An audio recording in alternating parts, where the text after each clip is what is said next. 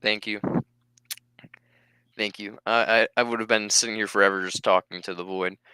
Um, yeah.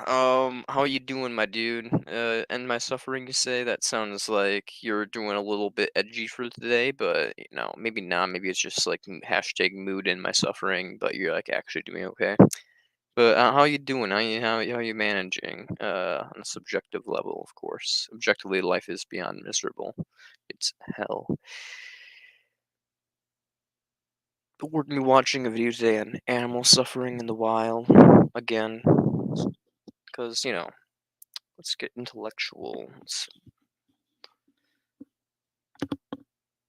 I like this video quite a bit, and I haven't never watched it on the channel live yet, so why not?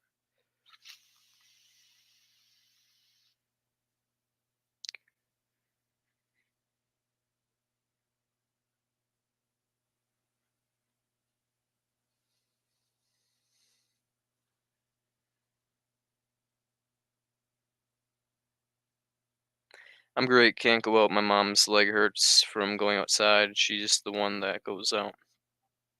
Ah, well, I mean, you can go outside, my dude. Just because your mom isn't going outside doesn't mean you can't go outside. I mean, I know you have like some type of like limitations, but same time, enjoy yourself, home slice. You're not, as long as you're not a threat to yourself or others, just go out and vibe and enjoy yourself. Just remember that traffic can hurt you and stuff. I'm just joking. But yeah. We are gonna watch a video here in a minute. I'm glad you're doing great though. Better than I'm doing probably if you're doing great. I'm just always in a mediocre numb vibe, so but I'm doing okay today. It's above numbness. It's like slightly into the feeling okay category. Joined by Alex O'Connor, aka Cosmic Skeptic. And I'm sure a lot of you already know about his channel, but for those who don't, how would you describe what it is that you do? Well, yeah, hello. Thanks for having me on the channel. We all know who Cosmic For like Skeptic 3 is. unsubscribe because you disagree with this line of skepticism, then I don't know why you subscribed in the first place. Mm-hmm. Yeah, well, I think it's the message that you're now giving is bound to create some cognitive dissonance and make some people feel defensive. It's kind of inevitable with being an activist and something that we see all the time. But I think one of the reasons I was so happy to see you turning into an activist was because you already have this following of all these people who respect you. Maybe they're losing respect for you now, but generally speaking, you have this. Ironic, given he's no longer vegan. It's like pescatarian or some shit. I don't know. What you're doing. And I think Which is fair. As an ethicist, I respect that. So long as he's not getting his fish from fish farms and he's getting them from haunted farm places, I'm like, cool. In David Bennett's book, Better Never to Have Been, in the introduction, he says the phrase, right though I think I am, I can only hope that I'm wrong. And it was the same kind of thing. I was just like, look, I can't cheat myself here. If this is right, then I'm going to have to do it. But somebody. Oh, I forget that I talk a lot faster than other people. So, like, when I listen to things I typically listen at ×2, like, this is normal for me. Here, I'm going to go back a bit. Like, this is normal for me. People's back opinions. I think that's one of the reasons it's so great to see what you're doing. I think with the video you made Amiti's case for veganism, because it was Amiti's case, that's one of the reasons why I think it was so effective. Yeah, that was the idea. I mean, we're trying to get people to say, in David Bennett's book, Better Never to Have Been, in the introduction, he says the phrase, right though I think I am, I can only hope that I'm wrong. And it was the same kind of thing. I was just like, look, I can't cheat myself here. If this is right, then I'm going to have to do it. But somebody please talk me out. Yeah, I listen to ×2 speed for most things, but 1.25 is probably fine for everybody else who's watching. Of it. And obviously nobody could, so I just had to do it. And people didn't mind it then, because at that point it was kind of like, hey, I'm interested to hear what he thinks about animal rights. But when you kind of accept the argument, it becomes all you want to talk about. And then I'll be tweeting about it all the time, making more videos, and people are then beginning to say, okay, maybe tone it down a bit now. But it's kind of an impossible thing to do when you're in the midst of a moral emergency, as you perceive it. So again, I'm still at the very beginning of this animal rights journey. I have no idea what effect it's actually going to have on the channel, but hopefully by having conversations with people like you and trying to get my foot in the door in vegan YouTube, there'll be at least an audience for me in the future if the rest of the people that I've got already decide to jump ship. Yeah, and I'm sure I speak for every one in the vegan community when I say more power to you and keep them coming. And I recommend that all the people who watch my channel go and check your channel now. I'll put a link in the description and the comments down below. But given that we agree that we should care about the suffering of farmed animals, what I want to know is, do you think we should care about the suffering of wild animals? Yeah, so this is interesting.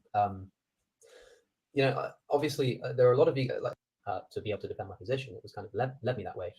I've been kind of at the same time from the very beginning looking at animal ethics as pertains to animal suffering, and you made a video about it, calling it the vegan blind spot, and I think that's a fairly accurate thing to say, because if we're defining veganism as a minimization of suffering to animals, then the number of animals that are suffering in the wild far outnumbers those that are being factory farmed. At the very least, as vegans, we should be taking that into account. At the very least, we should be trying to justify how it might continue if we think it should continue. And then perhaps we should realize that maybe we should be doing something, we should be intervening. I think that's kind of the first step, right? It's like just saying, hey guys, are you even thinking about this? Like, have you even considered that the majority of the animals that you care about, the majority of the suffering that you ostensibly care about, is not happening in factory farms? It's happening in the wild. I think a video like yours is when I watched that, or when I read some essays on the topic, I'm just like, yeah, how is this not on the agenda? I don't really understand it. I don't know. Why do you think it's like not? As someone who's been doing the vegan thing for a lot longer than me, why do you think it's something that people aren't talking about? Yeah, that's a really, really good question. It's one I'm still trying to sort of explore myself. But I do think there is something to be said that people seem to think that because it's in nature that we're very much separate from it. We shouldn't intervene in nature. So they say maybe we have an obligation to not cause suffering to others, but suffering that's already occurring in nature, well, it's not our place to step in. Who are we to step in and change that? Yeah, but it's interesting because that's the same kind of logic that's used to justify eating meat. It's like a kind of appeal to nature, right? And even so, here people are they're making the philosophical distinction, I think, at the basis of this is the distinction between doing and allowing, right? Which is far from a settled debate in philosophical circles. Like, no one can really quite put their finger on what the difference is, or what the moral significance of the difference is, at least. But I think we can generally agree that allowing evil things to happen should be considered immoral in the same way that causing them to happen should be. You can take Peter Singer's puddle analogy as the kind of prime example of walking past somebody drowning. And obviously, this is in a different context, but if you see a child drowning in a small pond and it's not going to harm you to go and save them, maybe it will ruin your shoes, you'd be a moral monster to let them die. But I think the same thing would be true of a dog. If you saw a dog drowning, you'd probably feel the same way. And for vegans, you probably feel the same way about a cow or a pig. And it's like, but that's what's happening. Exactly. But that is what's happening. And it's the same way that Peter Singer kind of lucidly makes people realize if you saw the child, dying, and you could do something about it, then you would. And it's like, that's what's happening. It's just happening in Ethiopia. Yeah. It's the same thing here. It's like, that's what's happening. It's just happening in the wild. I think this is why we have to be careful whenever we talk about anything to do with animal ethics. We have to do it from a principled basis, right? Don't analyze things at the level of the issue. Just take the principle that led you to one position and apply it elsewhere. It's like, why are you a vegan? Because you see a lot of animal suffering that doesn't need to be happening and you want to minimize it. Well, surely that also applies to wild animal suffering too. It's just people have a very, very strong bias against wanting to intervene in nature. Because it's one thing to kind of say, even though it might be called unnatural, I'm going to stop doing this. It's another thing to say, even though it might be unnatural, I'm going to intervene in this. I think that's maybe the difference is making people not want to do it. Perhaps, yeah. And you've probably heard of this thought experiment, because I did use it in my original video. But whenever I start a conversation about this, I like to use the wild slaughterhouse thought experiment. I thought this was great, yeah. So for those of you listening who didn't see it in the original video, if you're vegan, then I'd imagine you already care deeply about the suffering of animals in slaughterhouses all over the world. So in this thought experiment, we imagine it's a slaughterhouse appearing naturally, organically in the wild. And rather than, say, pigs, in the slaughterhouse we have deer. And the deer is going through the same experience that the pig would in a real world example. So the deer is suffering. And my question for people is, would you still care about this animal? And would you want this animal suffering to end? I know you would say yes. So the next part of the experiment would then be to take away the physical structure of the wild slaughterhouse. Because of course, whether we care about the situation, it shouldn't be related to the physical structure of a building. It's only the sentient beings that we care about. It's suffering. And suffering is existing in nature. It's like replace the factory, the organic factory farm for a log that's fallen on its leg or something, starving to death. It's the same thing. I think perhaps one of the differences is that obviously vegans recognize that we can never eliminate animal suffering, we can never eliminate animal death, even to plant crops, we need to destroy wildlife, etc. What we're trying to eliminate is cruelty, right? And maybe this is the difference people see. It's like if we actively go and kill an animal for food, then that's actually a cruel behavior. Whereas if we just let an animal die, it might be bad, but it's not cruel. But the question becomes, is it cruel? Is it not just so much kind of like an immorality or something that should be avoided or prevented, but is it cruel to allow something like that to happen? It's obviously cruel to murder someone or torture somebody. And if we saw someone being tortured, we'd probably try to intervene. But is it cruel to be the person who's not doing the torturing, but is refusing to intervene? Or is it just kind of wrong? Well, I think we can find some hypotheticals that would suggest it would be wrong not to help others. So say, imagine if all you have to do to stop billions of people from suffering intensely would be to blink. If you were to just keep your eyes open and say, it's not an obligation for you to blink, surely we'd say that was unethical. Yeah, of course, it's naturally unethical, but it's the question is, and I think intuitively perhaps people would also accept that not only is it unethical, but it's cruel, because that's the difference that I think I'm trying to make here. It's I think people see a difference in the kind of the agency, because one's an active commitment of an immorality and one's kind of passive allowing it to happen. But as you say, maybe it's there's less blame. Like it's a different ballpark. It's not, you can't use the same argument. You can't go around saying like, hey, you're causing this to happen. This is awful. It's more like, hey, this is happening. We should be doing something about it. It's got more of a force of like charity. It's like when people say that people are starving and we should go and help. That has slightly less force than if you could say to people, hey, you're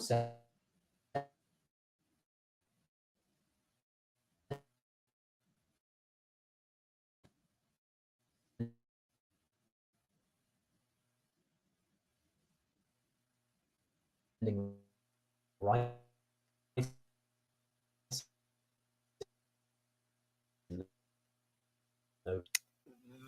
The fuck? The Wi-Fi in this house is goddamn shitty.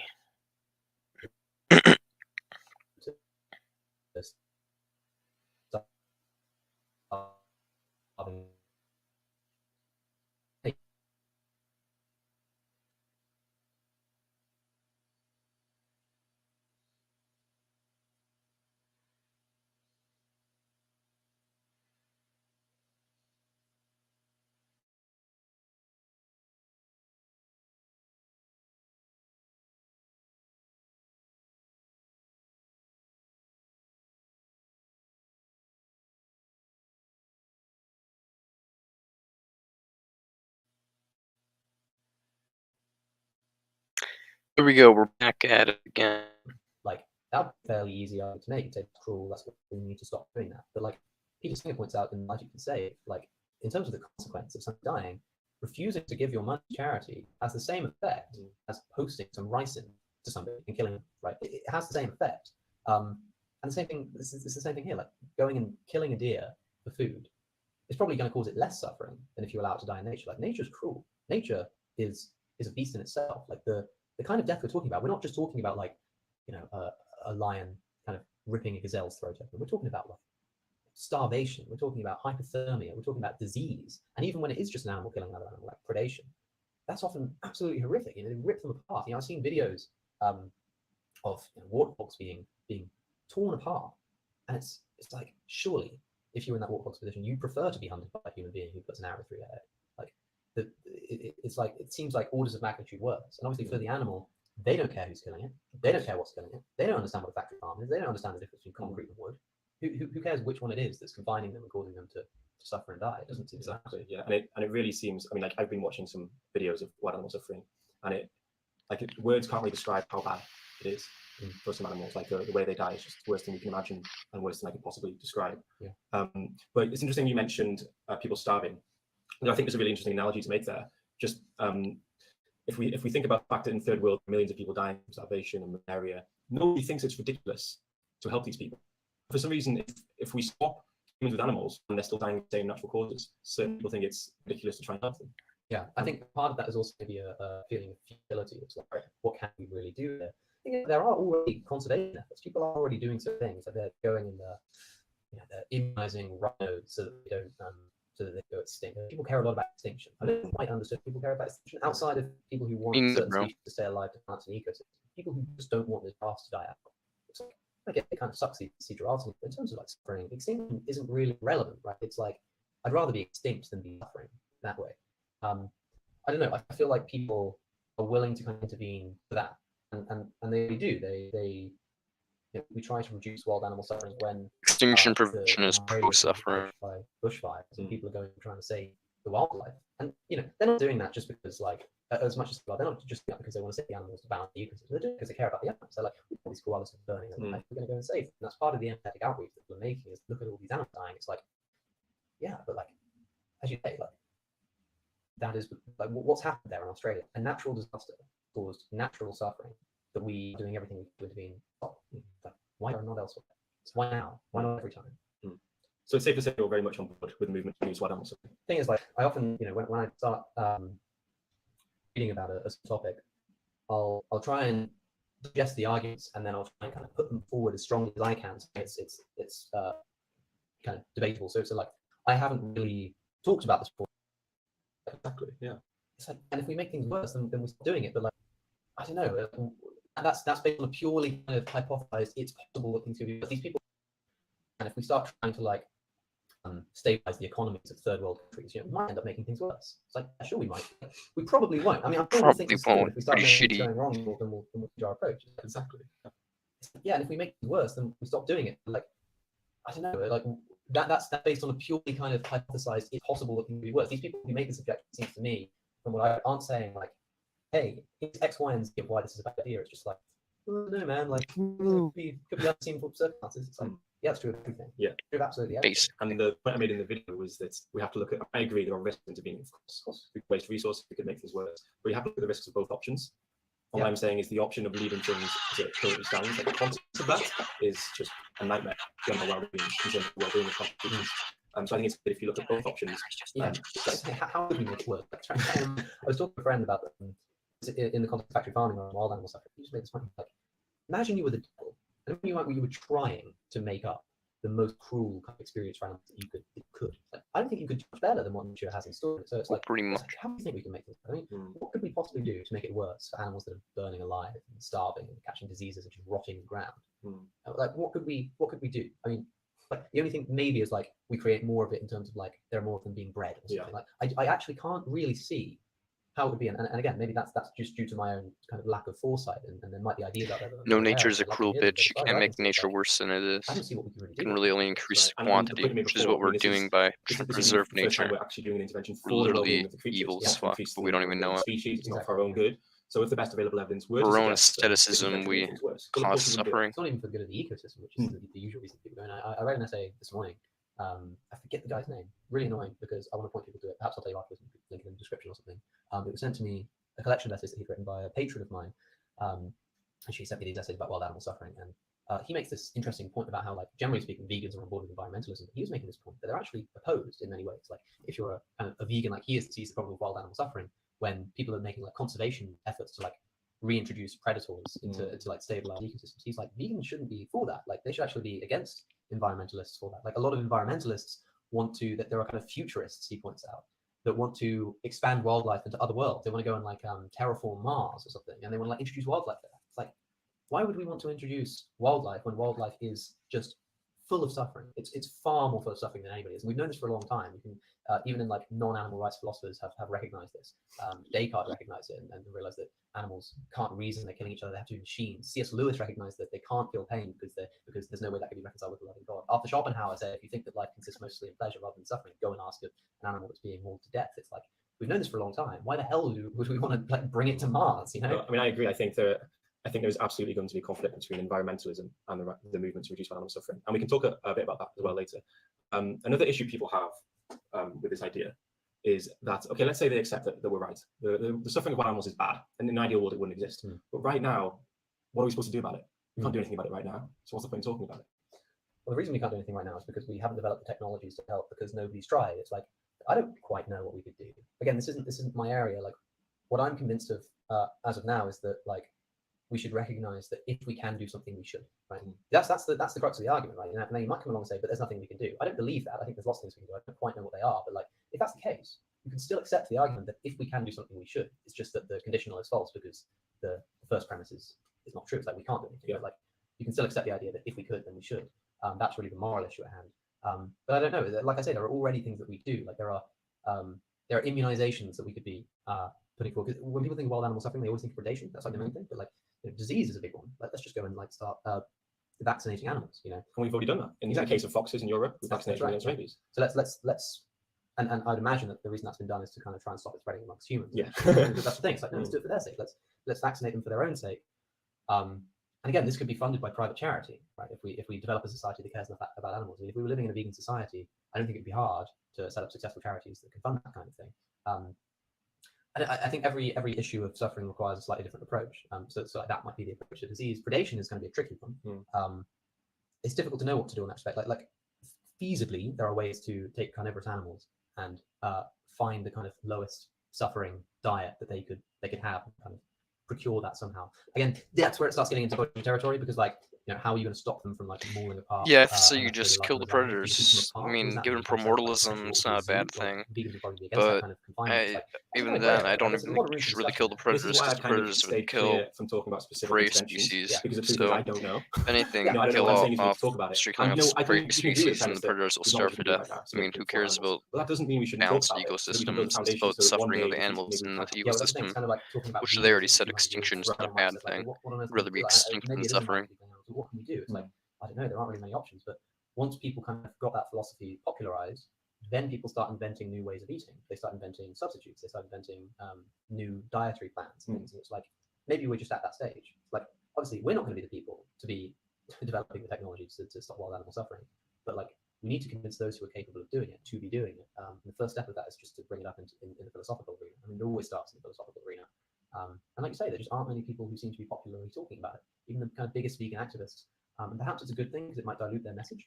But at the same time, if they don't want to dilute their message and only want to focus on one thing, why would they only focus on factory farming when that's causing less suffering to animals than wild animal suffering? Right. It's like, gosh, it's a big issue here. It is. It is. Let's go on to another objection then. But you shouldn't play God. But you shouldn't get. I'm not playing God, I'm playing moral agent. But you shouldn't. Got him. Got him. It's like, it really depends on what they mean by that, because it's like, How's it going again, Kaz? It's been a while. What do you mean? Can you elaborate? I think there's something strange about this reality and our situation in it. I mean, I have a couple books on that exact subject that you're talking about. I have Conspiracy Against the Human Race, which is about existential dread and the grandiosity of the universe and how meaningless we are in it. And I have a few other books on the subject, like The Enemy of Our Reality or something like that. I forget what it's called. But how's it going on a subjective level? And I guess, yeah, I mean, is it you're just talking about like something strange about this reality or situation? Like some like you think like some like demiurge is going on, or do you just mean like it's existential dread feeling that we get like from the meaninglessness of life? Because then I'd agree on that, but I don't really agree with anything spiritual like demiurgic or simulation wise or anything like that. But I would be curious in your opinion. No, I'm the only vegan slash scrapitarian in the house. Everybody else is carnist slash omnivore or whatever you want to call it. They eat plenty of meat and dairy. So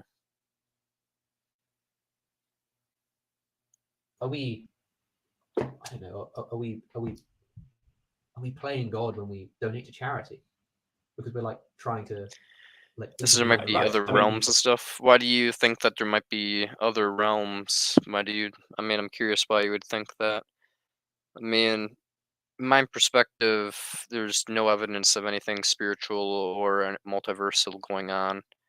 Uh, but if you have opinions that are otherwise, I'd love to hear them. and if I have a daughter and she breaks her ankle, am I playing God if I take her to the hospital? I think people say that's different because like that daughter is seen as under your guardianship. Right. But it's like maybe we should be considering animals as under our guardianship in the same way that I don't know, if you saw a child that wasn't your child suffering on the street, you'd probably feel an obligation to take them to hospital.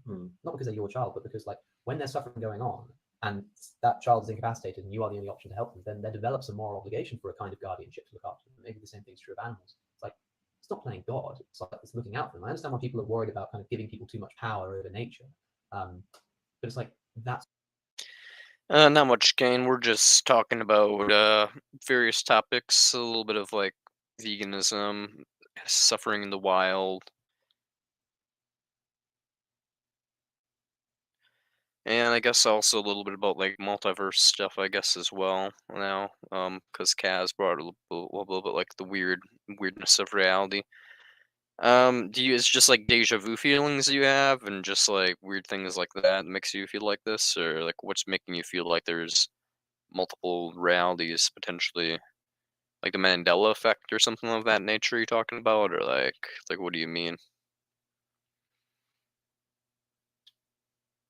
what we do. That's mankind. We have kind of our entire history is one of abusing and exploiting nature to build cities and to build materials and to build transport and all this kind of stuff. And now, the first time, Hey since man, all I of don't have history, any all of weird history, senses like using that. natural resources to build up our civilization. Now we're just saying let's just like intervene in natural in the natural world to help the natural world. I would just be careful where that argument leads. You're going to say don't play God. It's like, where else does that apply? Exactly, Don't do anything. Don't help anybody else. Don't like and like, I don't know what kind of like metric we need to use. I don't know. You have to speak to the person who's specifically making that argument to see exactly what they mean. It seems like no reasonable person would want to hold that view consistently. I mean, everything's kind of an illusion of some sort. I mean, when it comes down to it, you can't really distinguish anything from another object given like semantics, but we can understand there's kind of a difference between objects, but really that's just an illusion created by evolution to like when some particles started stealing other particles energy like, and essentially started kind of like coagulating together, and somehow brain and consciousness formed from it and that was able to start distinguishing things. But really everything's just the universe. It's just like, how like we point to like there's like segments in my vape. There's like, like the tip, there's this little pod and it goes in there and it's like an airflow thing. I can distinguish all these parts, but I call it one object, the vape. And really that's kind of how the universe is. It's just one object. It's just the universe. There's no way to distinguish anything in the universe from another thing. It's just the universe. But because conscious minds are here and evolution kind of this hated shit, Brant probably drinks milk. I drink almond milk, my dude. We could have ended the entire debate if you had told me you eat dairy and eggs. I don't have a problem with that. I only have a problem. I don't eat dairy and I don't eat eggs. I don't do that at all. I drink almond milk and oat milk, and I don't eat eggs. So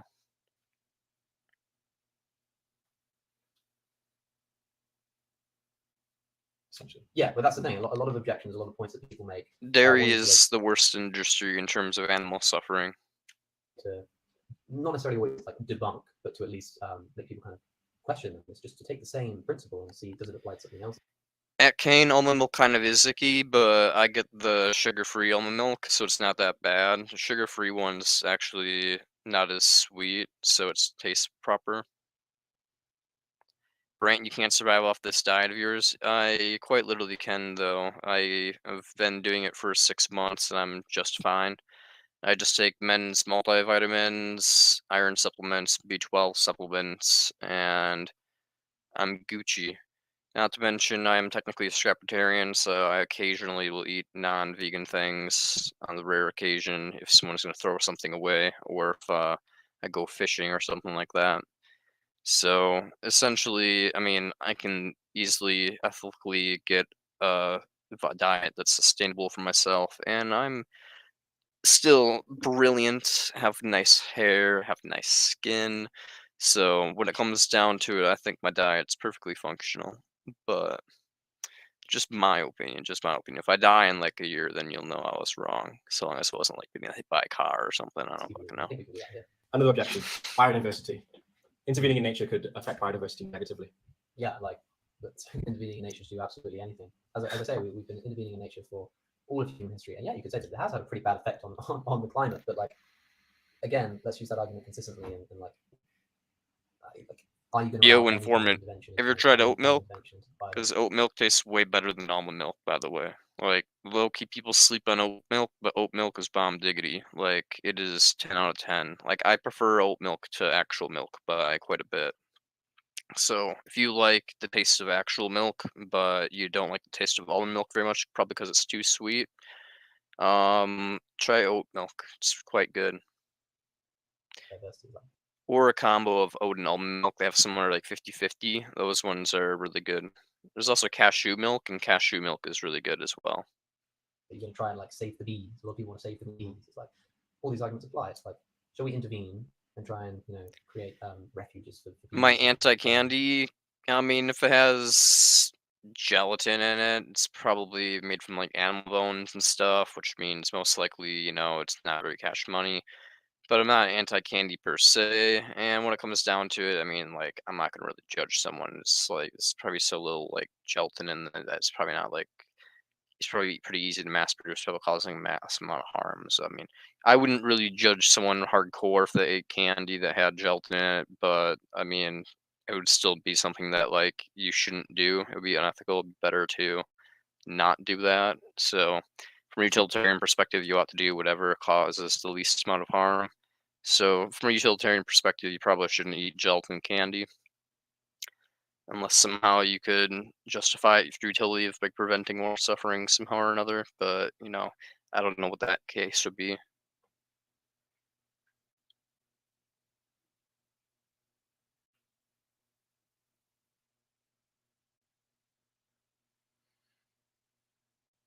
But yeah, I mean, there's plenty of you can do plant-based fertilizers also at the informant. Probably not as effective, but when it comes down to it, is that, and then if you really wanted to, there's probably plenty of animal sanctuaries, especially if we wanted to go to transition to a more vegan society. And people are like, "Oh, we don't want to slaughter the cows. We want them to be in sanctuaries," which is hypocritical. But if they were to do that, hypocrisy, which is then it would be provide fertilizer potentially without causing slaughter, which would be a win for them. I think you may need a food intervention. I don't think I need a food intervention, Kane. Um, I'm perfectly fine. I'm like, look at this sexy face, And when it comes down to it, all I need is beans, corn, and some other stuff, and I can basically just function, man. All you need is the nutrients and the calories and the protein, and I get all that. I get the protein I need, I get the calories I need, and I get the vitamins, nutrients I need from my vitamins, nutrients. So basically, I just get everything I need. It's just not directly from source of like a food. It's from vitamins. And given that I'm in a first world country, it's completely viable. I'm fine. I feel fine. So that's the way I look at it. My gut bacteria can deal with a little bit of vitamins.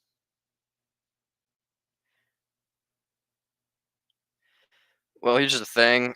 I have an internal debate, and I don't know if it's settled yet. Honestly, you guys should help me try to settle this debate, because as an egg utilitarian, it basically implies that death is not a bad thing for the one who dies. And under all other views, primordialism would still apply. So death is just not bad for the one who dies under every single ethical viewpoint, basically. So when it comes down to it, you miss out on fun food. I don't care, man.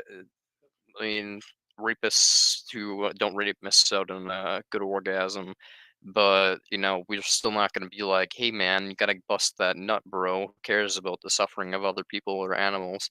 So that's basically how I look at it. I'm missing out on fun food, but I'm not willing to cause suffering to another being just to have my taste buds feel good.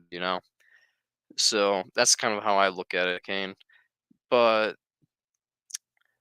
what was I gonna say? You mean if an intervention, unless you get your own food using yeah, okay. You guys need to help me out on this dilemma because when it comes down to it, death is not bad for the one who dies. So a bunch of animals are going to die in crop production. Okay, when crops are being produced and they go through with the big old thing like it kills a bunch of little animals and critters that are living in the field, like moles, like small birds that are nesting there, snakes, a bunch of insects. They all get ground up, which means they're no longer suffering, and that's good. He smokes, so he has no taste buds. Yeah, and Phineas Informer's kind of right. I smoke, so I have no taste buds. He's kind of not wrong.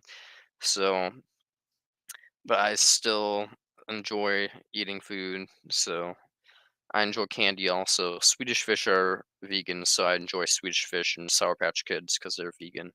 So hell yeah. But when it comes down to it, given the fact that you could hunt your own food, which also kills things, so but if you really think about it, you're gonna probably be contributing to more crop deaths if you basically eat a plant-based diet from the agriculture industry. Plus, that would cause a bunch of land to be taken up, which means less habitat. So it almost seems like it might actually be better from a negative utilitarian point of view to eat a plant-based diet instead of a hunted diet, just because you would be taking up more land space, which means less wildlife there, and it also means there'd be more the wildlife that's there is going to be ground up and stuff by equipment. So that means there's like, more suffering reduction and prevention going on. So I'm kind of like in this weird conundrum where it's like, you could do that, or you could do this other thing, and they both seem to be good, but one seems to be better, but one also costs more money for the self, because if you're buying from the market, you could be hunting, which is cheaper for you long term. So it's not about what's good for your body. No, it has nothing to do with what's good for your body, because what's best for me would be putting a bullet through my own head and not be no longer suffering ever again. And that would be what's best for me is to cease suffering because there's no really need for me to go for pleasure. Pleasure is an illusion for the most part. And even if it isn't an illusion, there's no need to inflict future suffering on myself for pleasure that's not necessary. As the Buddhists say, desire is the root of all suffering, so I should try to cease having desire. And the best way to do that is just so, when it comes down to it, no, veganism and diet has nothing to do with what's good for the body. Because if I want to do what's good for the body, I'd just cease my own existence, and then my body would no longer be suffering, truly. But when it comes down to it, I'm doing a veganism because I don't want to hurt other things. So, unnecessarily. Well, here's the thing. Vegans are hypocritical. If you're killing rodents, good for the rodents and good for you. Because when it comes down to it, promortalism applies to the rodents as well, informant. So you go and kill rodents and you go and kill bugs, kill as many as you want. Because when it comes down to it, all you're doing is preventing suffering. Those things would die much horribler deaths in the wild, anyways. So you're basically just shortening their lifespan, and which means you're shortening their suffering. Because the wild's not a pleasant place, as we're watching in this video right here. Spread their influence and stuff. It's like, how are you playing God? How are you interrupting natural biodiversity? It's like, yeah, but we're doing it because we're trying to improve the conditions. Again, in that case, we're still not doing it for the sake. But I think it's Why would I simple. believe I'm white not men saying, are on the top of the food chain, my dude? I don't believe that at all. I just believe humans are on top of the food chain. When it comes to white people and Asian people, I guess, technically have the most like geopolitical power around the globe in terms of like monetary stuff, like China and the European Union and the United States have a lot of power, so have Russia and stuff. So white people and Asian people have quite a lot of power in comparison to like African American and Central and Southern American people. So when it comes down to it, yeah, I mean, there's a lot of your videos get a lot of views. Yeah, no, they do. It's sad. All my videos on ethics, which are the ones that I do majority of, don't get many views. But when it comes down to the fetish videos, just get like views up the wazoo, and I'm like, God damn it. So it's funny. But yeah, you're not wrong, Kane. You're not wrong. necessarily got a problem with somebody who says, actually, no, I don't think we should really be doing this kind of thing. Like, it's dangerous. We don't really know what we're doing. We're playing with biodiversity. It's like, fine, but just make sure you're doing it consistently. Right? This is the kind of argument that could work. If somebody convinced me that actually, here's some evidence that when we've intervened in biodiversity in this manner for this purpose and done it in this way, it's had this bad effect and will have this bad effect if we do it this way too. Here's a compelling argument. I'd be like, that's actually, yeah, that's a great point. But like, I'm just yet to hear it. Sure. And I think we'd have to question why that person values biodiversity. Yeah. Because I think a lot of people would say they do because they care about the well-being of the creatures.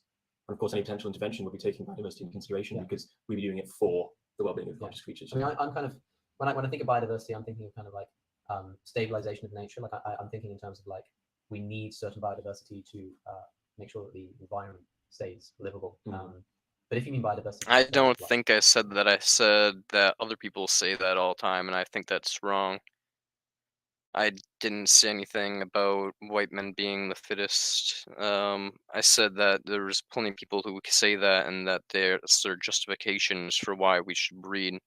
There was a guy at the farmer's market who said that, so I might have been talking about him saying that, but I don't believe that we're the fittest. If anything, black people have literally been selectively bred by Europeans and white Americans to be fitter in terms of pure fitness. And in terms of intelligence, I mean, we're all basically equal in that department. Um, so yeah, the way I look at it is,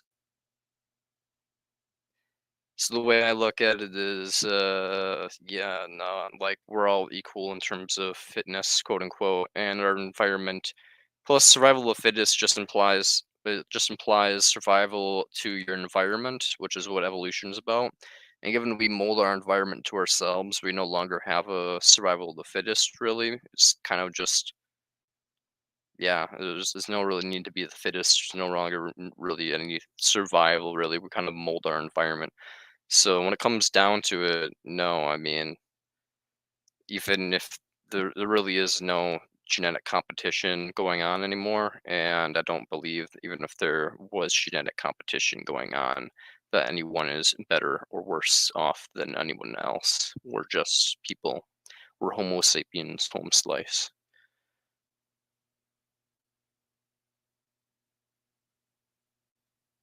Literal, like having diversity of biological life, like that seems to have no real moral relevance. The thing that matters is the suffering of the animals. So like if disrupting the biodiversity will cause suffering, that's the problem. If it's just disrupting something that maybe we kind of like or kind of like have gotten used to with the status quo, then like if it's not causing suffering, it's worth doing to stop the suffering of the wild animals. But you can probably tell from the way that I'm talking, it's like this isn't something that I would speak with confidence on. This is something that I would kind of, I would speak to someone who knows a thing or two about this, and I would put this kind of objection. I would say, this is kind of what I'm thinking. Like, what do you make of this? And they can either say, actually, no, intervening is a bad idea, and here's why, in most or all cases.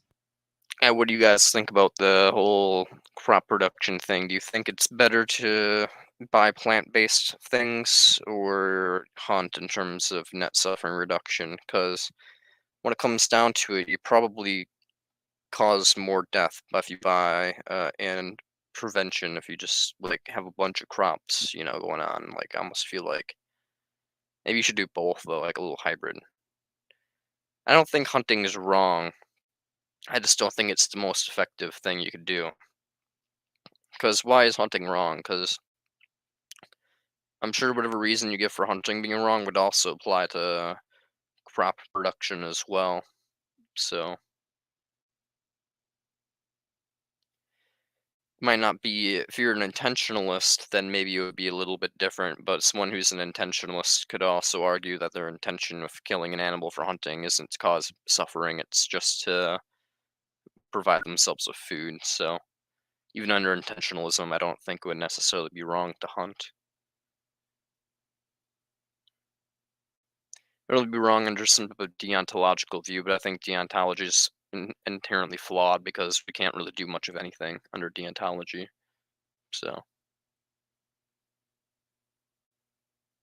And I'd be like, fine. Or they say, actually, that's a good point. If we can do it here, we should do it here as well. And that's a good point too. Like, which they do depends on the I factors, hate but the anarchists. I'm principle. sorry, my dude, but all I'm gonna say about anarchists is all anarchists are basically a bunch of silly goober commies or pedophiles, or they just want to be able to like murder people. So basically, they're either they have a thing for murder and rape, and they just kind of want to keep them on the DL. They're pedophiles, or they just really just hate everybody and they're misanthropic as shit. That's basically the three scenarios that I found for people that I've met that are anarchists, or four, they're just an idiot, so they don't understand that like it's necessary to have some sort of society and government structure. But for the most part, on the DL, most people that I've met that are anarchists, are basically fucking psychopaths. So, but I do recommend looking into anarchism. Why not? It's fun. I used to be an anarchist, and I qualify for the homicidal ideation category of that, and just being like, yeah, man, fuck society. So when it comes down to it, though, anybody that I've met who's an anarchist is basically just an evil motherfucker on the inside and just wants to be selfish. Especially ANCAPs. Anarcho-capitalists are basically like the worst humans on the planet. So they just like to disguise themselves. They're basically just pro-social psychopaths, but like they teeter on the edge of no like being pro-social. They just don't get in physical altercations for the most part.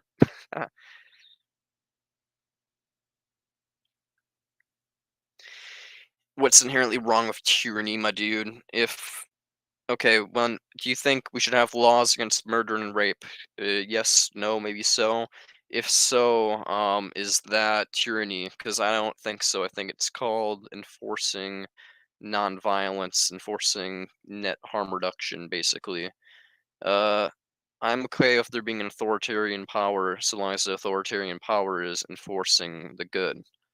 If the authoritarian power is being a military dictatorship and just wants power, well, then it's inherently bad because then it's just causing that suffering and control and neglecting freedoms for no reason.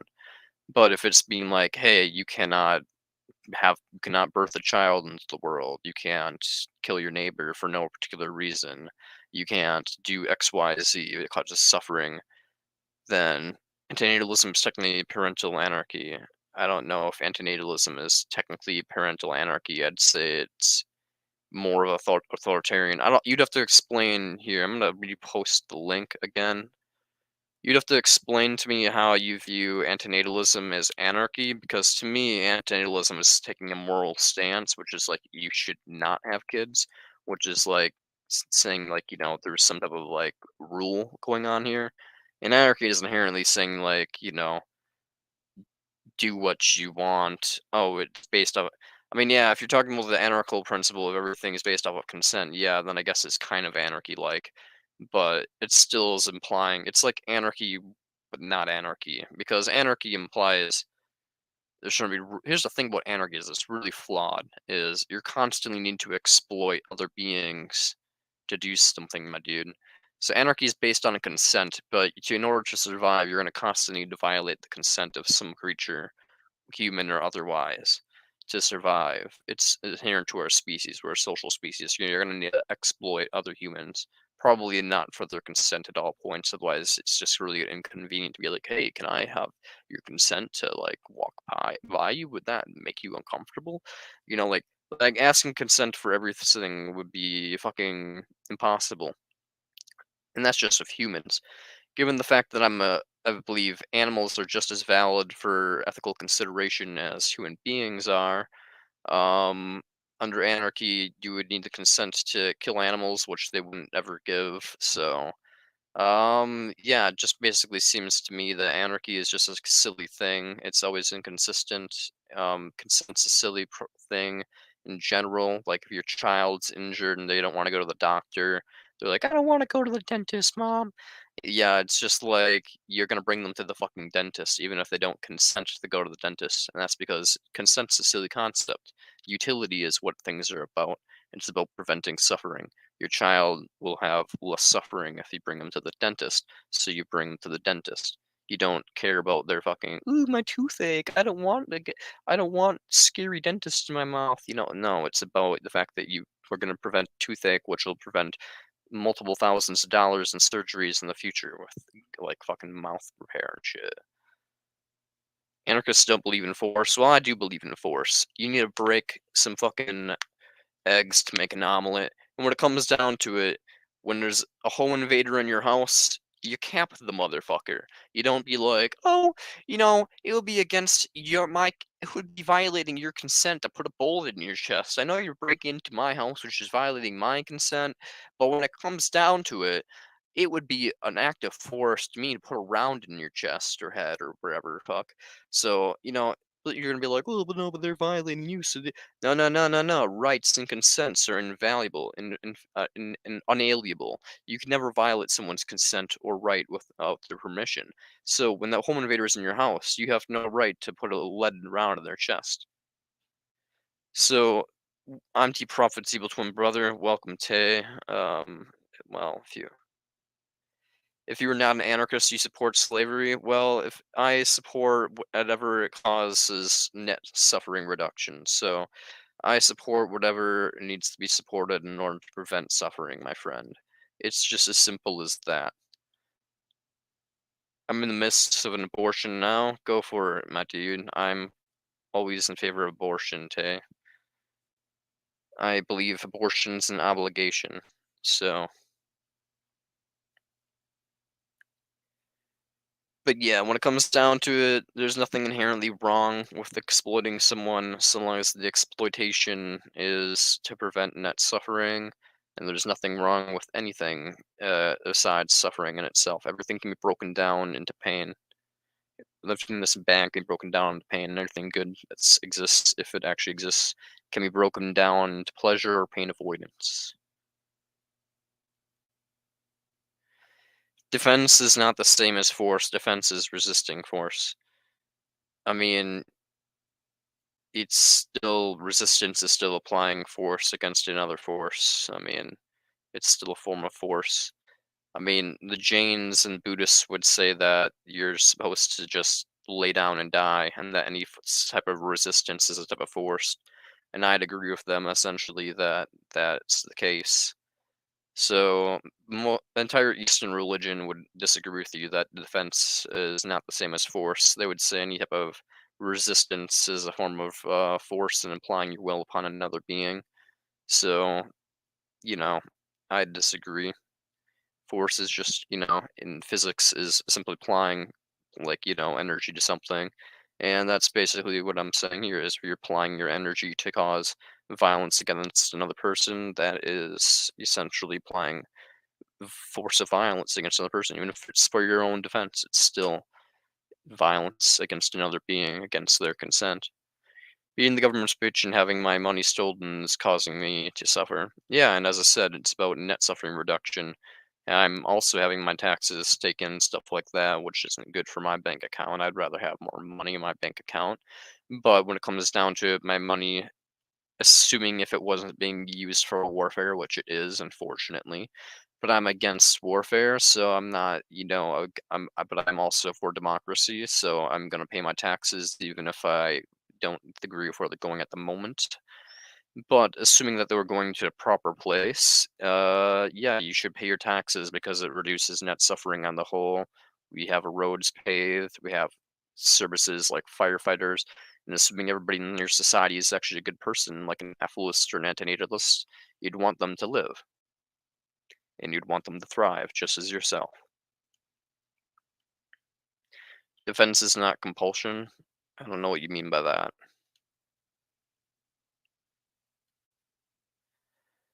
I mean, I'm kind of like compulsing a bullet in someone's chest if I defend myself. I mean, if I pull the trigger, I'm pulling the trigger. G dizzle. Like like doesn't matter if it's to defend myself or not. It's still harming another being.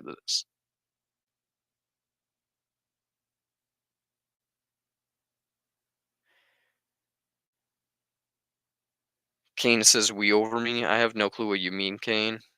You haven't talked in a little bit, my G dizzle. It's been a while. Hunting is wrong. You're hurting animals. I asked you why it's wrong to hurt animals in hunting. Because you said it's because you're hurting animals, but you're also hurting animals when you're in crop production. The As I said, those little shredders go through the fields and take out animal lives, grind them up into little bits, causing quite a bit of terror, destroys their homes, and they have to rebuild their stuff. Like,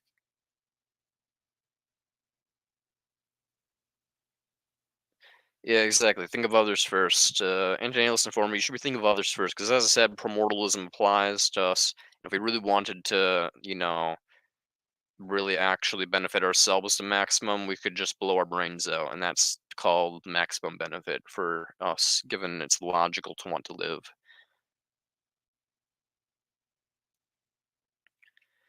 No, taxes go to welfare, which allows people to have more children. I mean, you're not wrong, so you probably, I mean, you're technically right. So consequentially speaking, taxes are not good to pay right now, given that most of it goes to warfare and welfare, which is helping poor people have children. So, so I 100% agree with you. I 100% agree with you. It is problematic. No tax. The tax is going to basically 50% to warfare, the other percent to welfare, which allows poor people to reproduce. Not cash money, but I believe it's necessary to have a state. It's necessary to have welfare in an ideal society. If we weren't going to have a society with breeders, we would want a society that's still taken care of to reduce suffering in the net whole. We would have an obligation to prevent people from dying of disease, cancers, stuff like that, assuming these are all good moral agents. So if these are good moral agents, we shouldn't be allowing them to suffer unnecessarily. We should be trying to take care of them so that they can ideally do their jobs to their maximum extent. So also go to elderly and disabled roads, etc. While I'm cool with the roads and all that, disabled and elderly, I basically think unless they're doing something to provide to utility, like trying to spread antinatalism, or somehow they're smart, I guess, and doing something necessary in like engineering or like genetics, or basically just think they're blight to society and should be basically put down. But, hey, what do I know? Like who cares? Like what do I know? Like sh- we love old people. We love old people. They're a waste of space. They're just paying on taxes. They're just sucking up all the resources just to suffer because they're greedy and want to live. So yeah, as I was saying, we love old people. Just kidding. Being a slave to the needs of others will cause me to suffer. I have no children because I don't want responsibility for others. No, that's fair. I'm basically in the same boat. But when it comes down to it, um,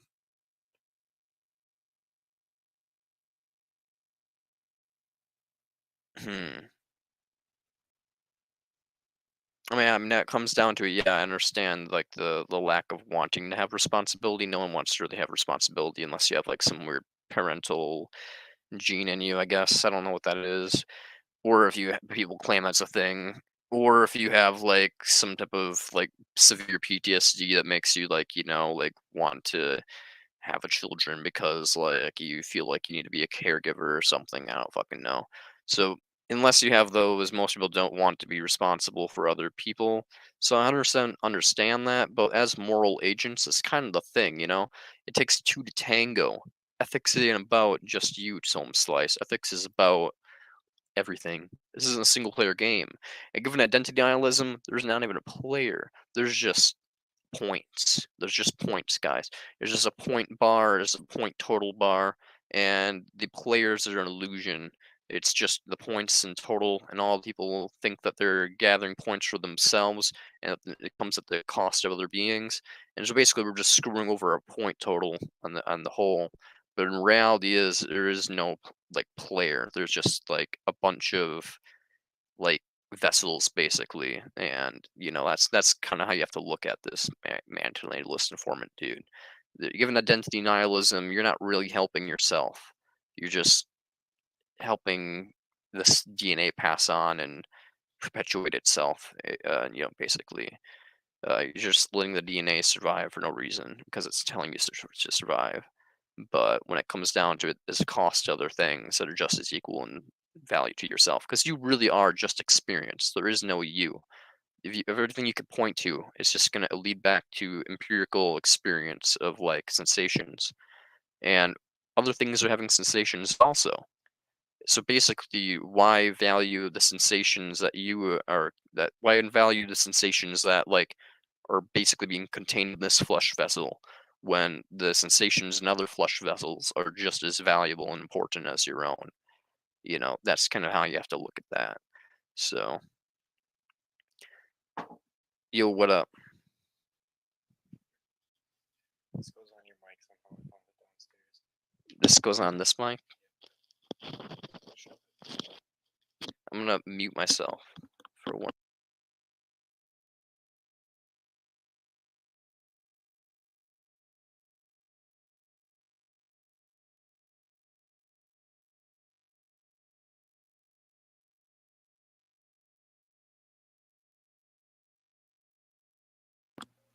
Wow, does this sound better, guys? Does this sound better? Who knows? The only people who are moral agents are parents. Parents owe duties to their children. Everybody else is a free agent. What the fuck you on about anti-analyst informant? Last time I checked, Unless your mic's up there, that's a real question. I No. I asked him. I already asked him that, Colin. Did they answer? Colin, shut the fuck up.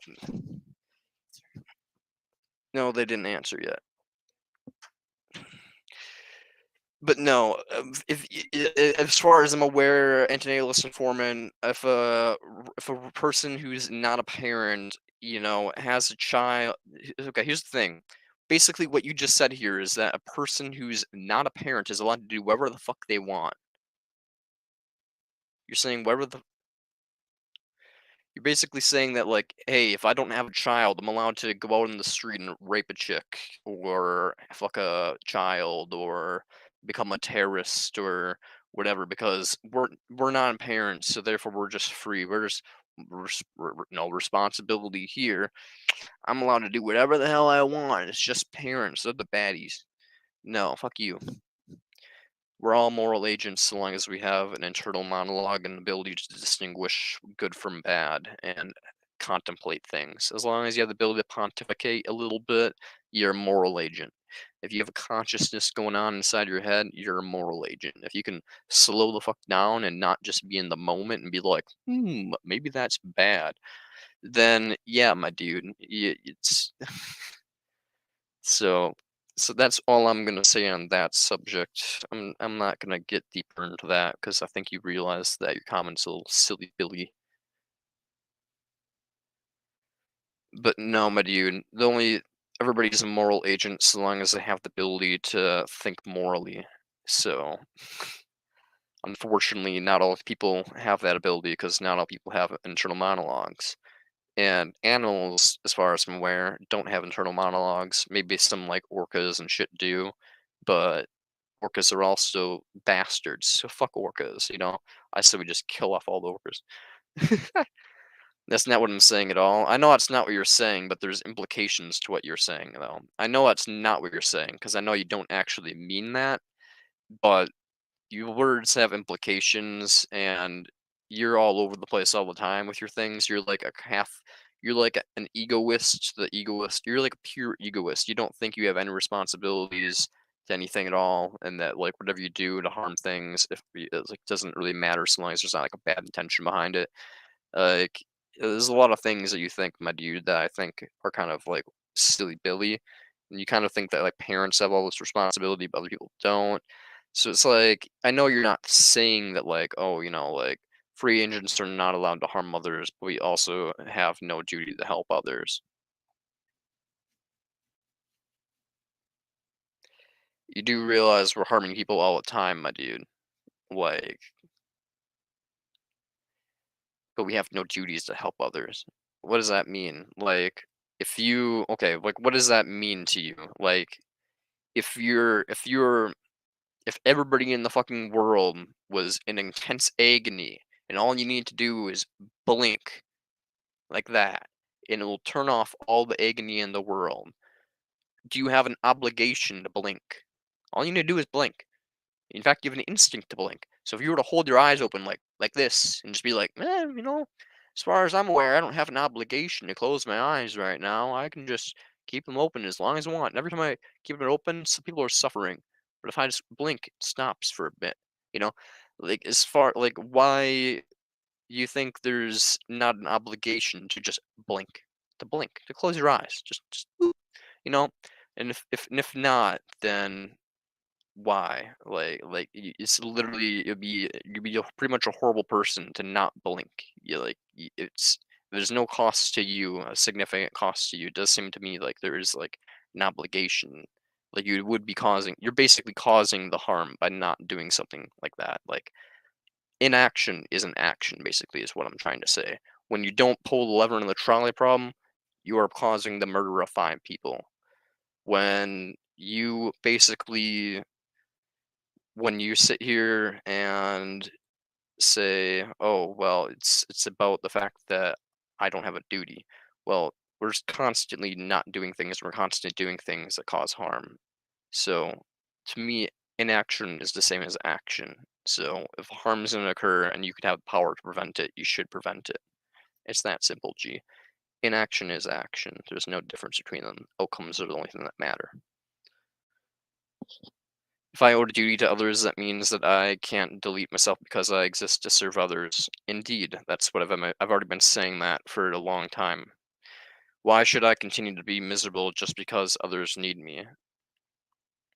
I mean, you are already continuing to be miserable, so, I mean, it's kind of why are you continuing to be miserable right now and causing suffering to other beings instead of doing a duty, which you should be doing? That's the real question.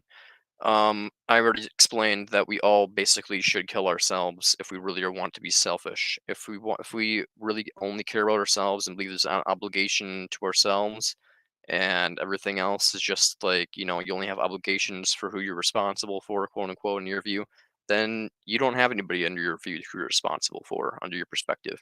So under negative utilitarianism and primordialism, it basically implies that you should kill yourself unless you have a duty to others, which is what I believe you do have a duty for. So, I mean, I'm basically giving you the only reason you should live, which is because you have a duty to others. I'm basically telling people, blast your brains out or help people and animals.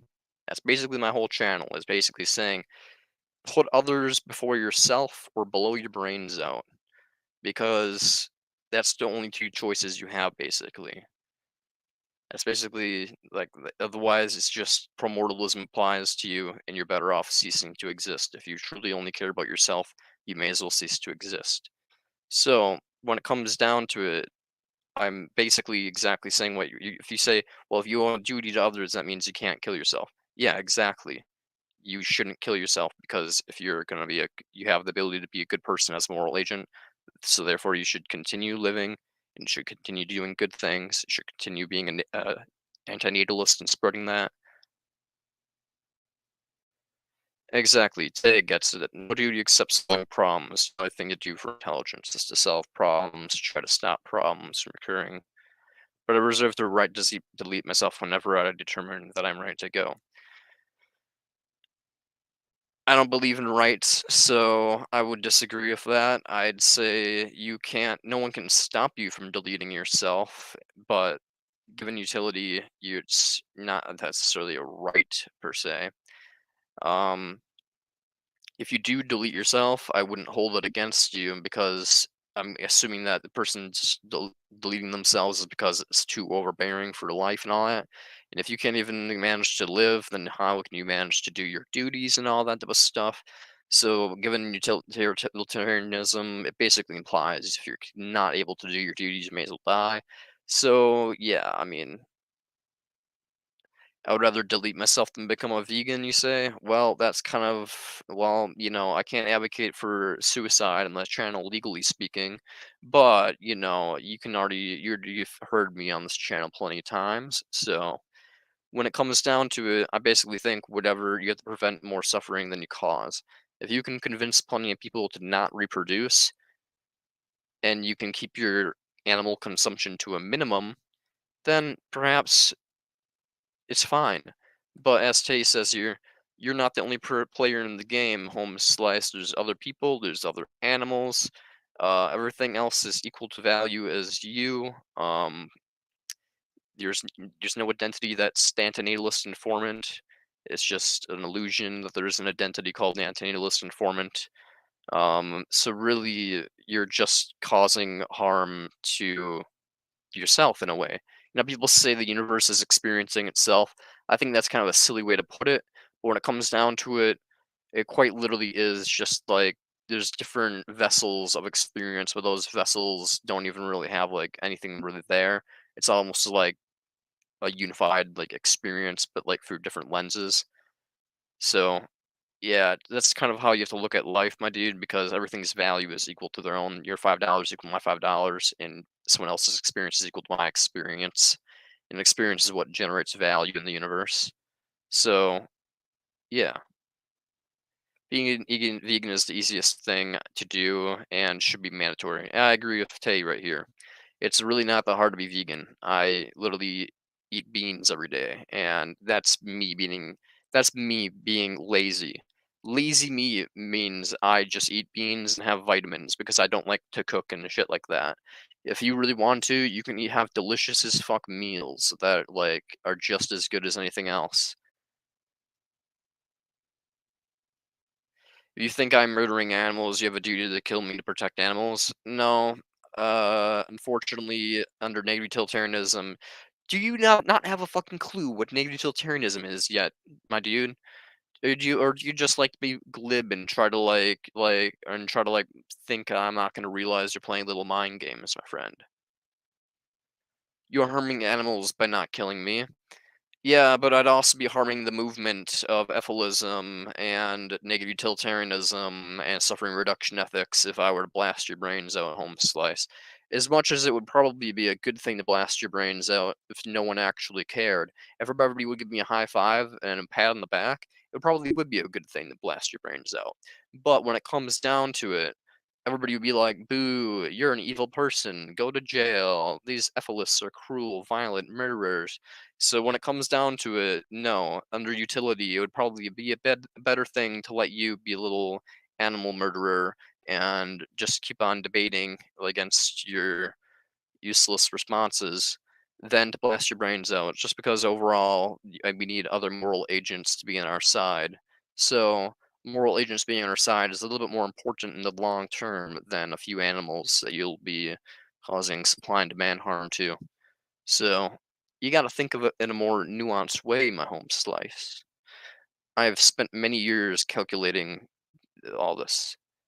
Beans are disgusting and full of toxins. Well, I'm fine, and I don't know about that. So you do realize there's a ton of carcinogens in meat, by the way. Like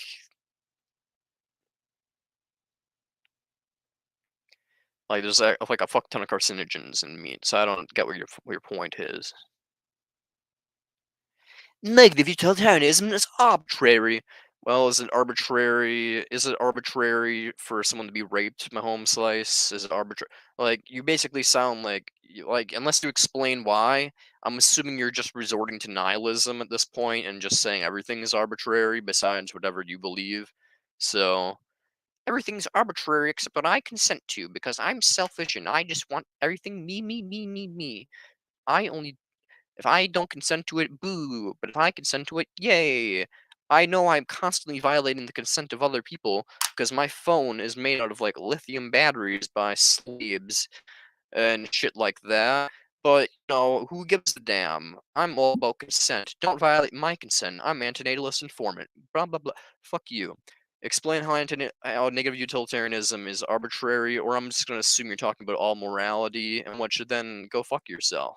Because that's basically just saying it's arbitrary if there's a dick in a baby or something. And I frankly think that's fucking disgusting. So, arbitrary my fucking ass.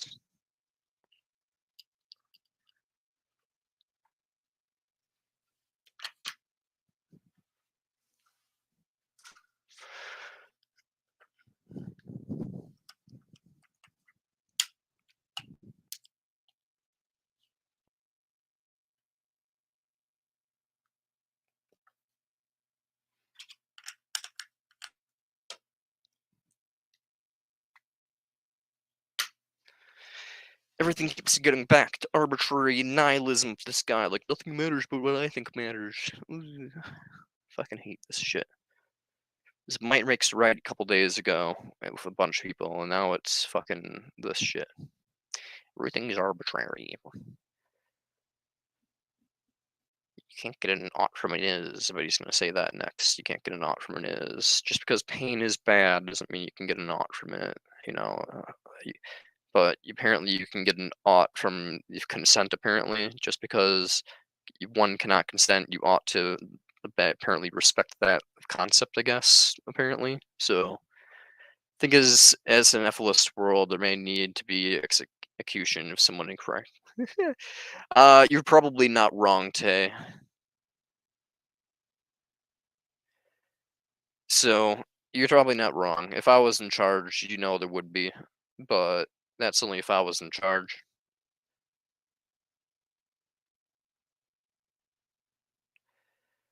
we're not arbitrarily deciding which harms are worse than others. It's literally just pain calculation. It's literally just being like, hey, is that are you in pain right now? And they're like, yes. Is that a pain? Rate your pain from a scale of 1 to 10, 1 being not bad, 10 being horrible. And they're like, oh, it's a 6. And the person next to them is like, oh, it's like a 4. And it's like, wow, that means we should stop the 6 first and then work on the 4 because 6 is a higher number of pain than 4. There's literally that simple, dude. Like, it's just subjective pain assessment because until we get like actual technology to like go inside people's brains and be like, boop, boop, boop, this is how much pain you're actually feeling on an objective level based off of your neurons firing. And someday we'll be able to do that. But until that day, it's not arbitrary. It's literally just being like, so long as they're not lying, being like, oh, that's quite a lot of pain. Like cutting someone's fucking arm off, it's probably a little bit more painful than pinching them. You know, I think we can objectively understand that, my dude. We can understand that punching someone is a little bit as probably not as bad as tearing their limbs off or shoving a nail through their hand or calling someone a meaningful beanie is not as bad as degrading their intelligence or something. Like, like we can understand that certain things cause more harm than other things. It's really not that complicated, my dude.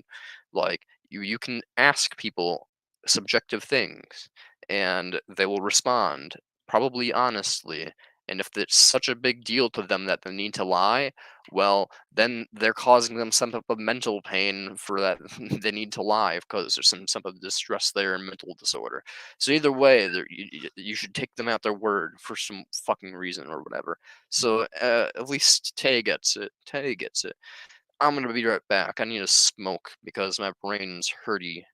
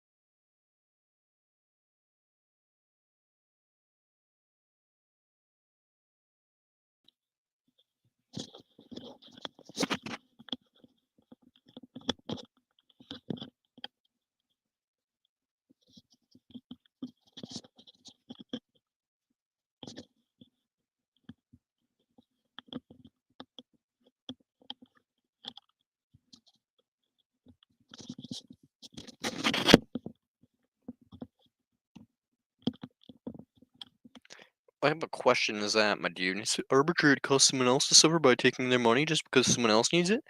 Yeah, it is arbitrary. If so long as you're distributing the money to cause net suffering reduction, you should do it. It's arbitrary whose money is wherever it is. It's just matters that you're reducing suffering. So yeah, it is completely pointless to talk about that. If you support taxes, you were an energy stealer and you're not vegan. I disagree. When it comes down to it, you have weird deontological principles which are silly Billy, and I'm a utilitarian, so I'm gonna keep saying that you deontologists are shit, and I'm gonna keep doing it to the day I die, because I hate deontologists. No offense, I love you, but I'm an enemy to all deontologists, all deontological principles, consent, all that type of stuff. It's just silly stuff, in my opinion. Always will be silly stuff because it's always gonna be contradictory to itself, always will be violating, and it's in its own nature to be constantly violated, and it's considered an unalienable violation that you should never occur. So when it comes down to it, you all are basically worse than murderers and rapists in the eyes of your own principles because you're constantly doing that. So basically, from your own perspective, you should be locked up behind bars or whatever. So I mean, hey man, fuck the ontologists.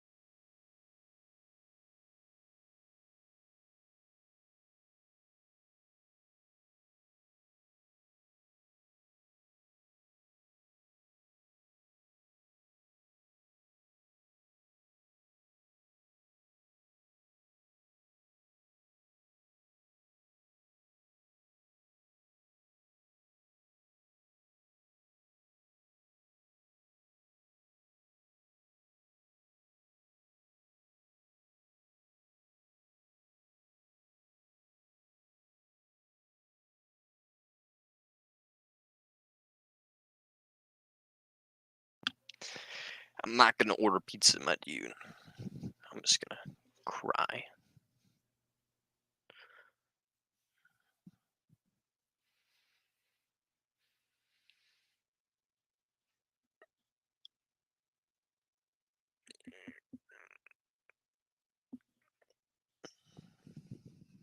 Friday's cheat day? No, it's not. Friday's unfortunately just a Friday.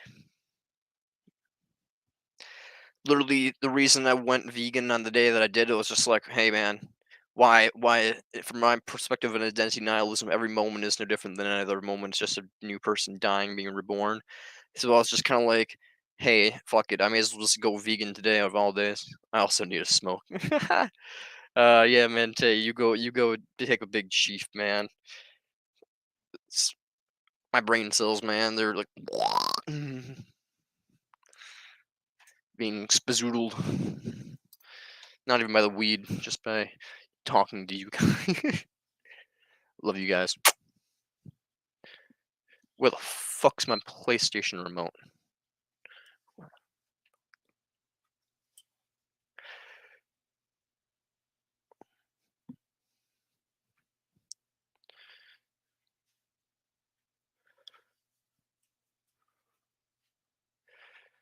Okay, 1 second.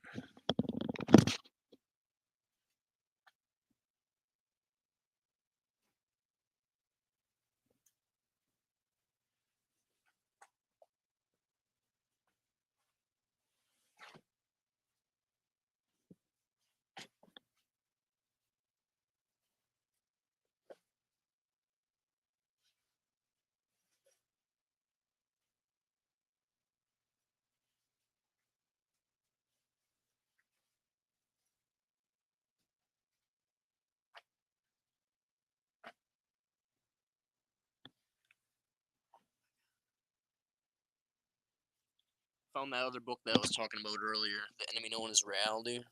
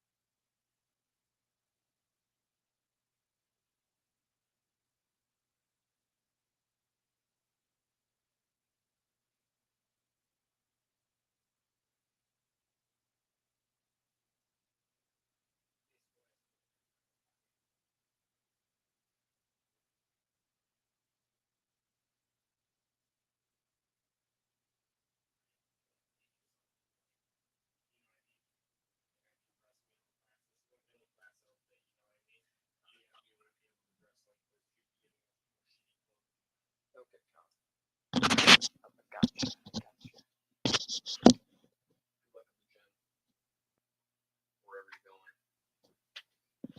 Wherever you're going. Oi. Nah, I just smoked a little bit ago. I'm good.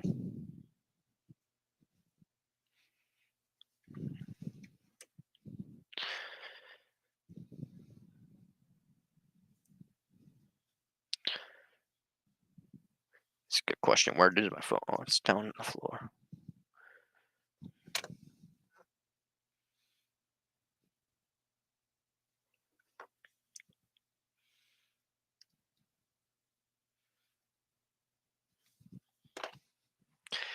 How you sexy people doing? Ooh.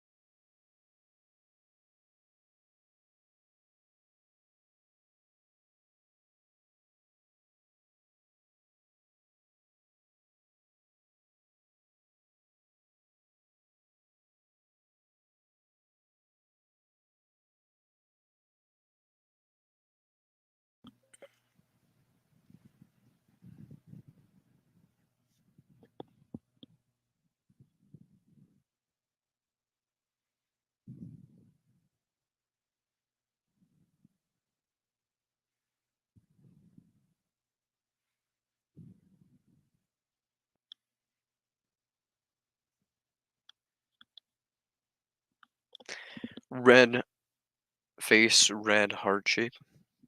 Yes. Don't know what that means, Kane. Still don't know what that means, but you say it a lot, but understandable. I'm gonna keep saying understandable and yes, because I have no fucking clue what that means.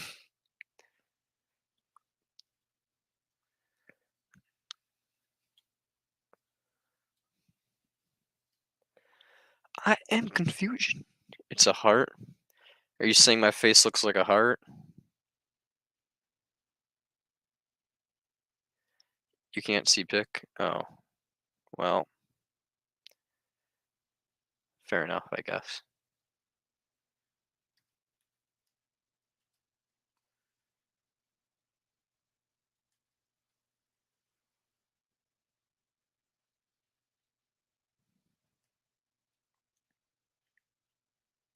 It's just an emoji heart. Ah. Ah. Everything's coming together. What? I will have a great day streaming. And by that I mean it'll be mediocre, I'm sure. But, you know, what's poppin', random teammate?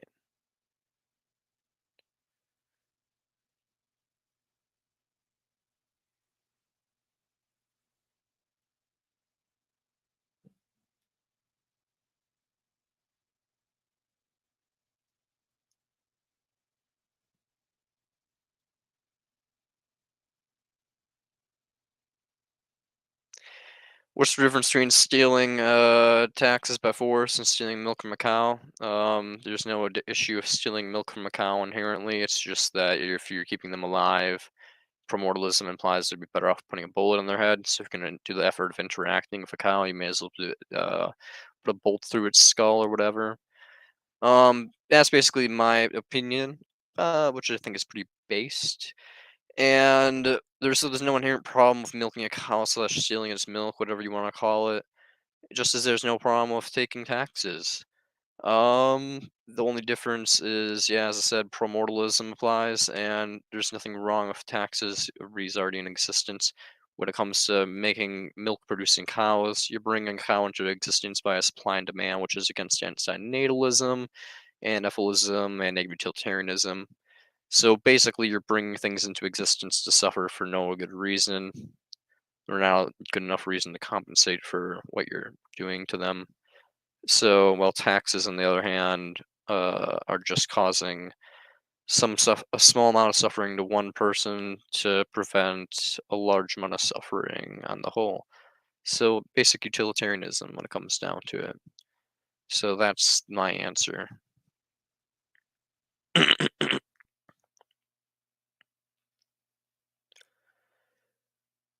Answer your question, I could. Mm. Whoa, what the fuck?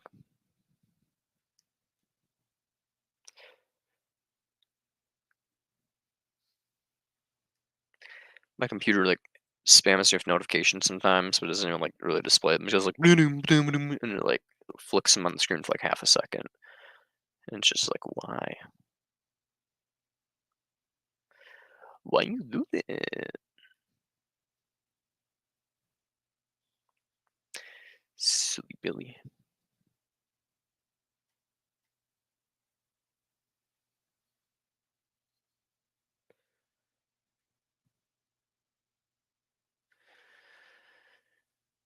Why in the flying fuck is my phone so shitty at charging?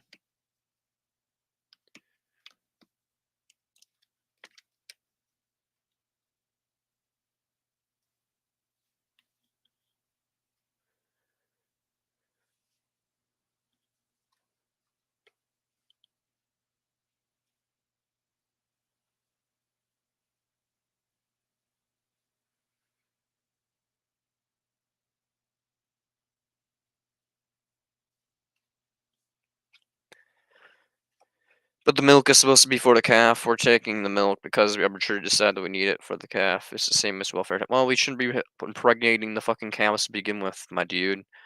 That's my point. And when it comes down to it, I mean, who cares what it's supposed to be for? If it's not hurting the calf, it doesn't matter what's the intention of the biological programming. So I'm not a naturalist. Ducks rape each other naturally, and I'm not gonna endorse duck rape. So when it comes down to it, I don't give a damn what the natural intention of lactation is. I'm not like one of those weird. I'm not a deontologist again. I'm a utilitarian. It's just everything breaks down to pain and pleasure and all that bullshit. You already got this. I still know how you cannot comprehend this. Yeah, basically, bing bang boom. You already get the rest of it. I'm not going to explain further. It'd be a waste of my time, and the viewers who are listening already understand. So.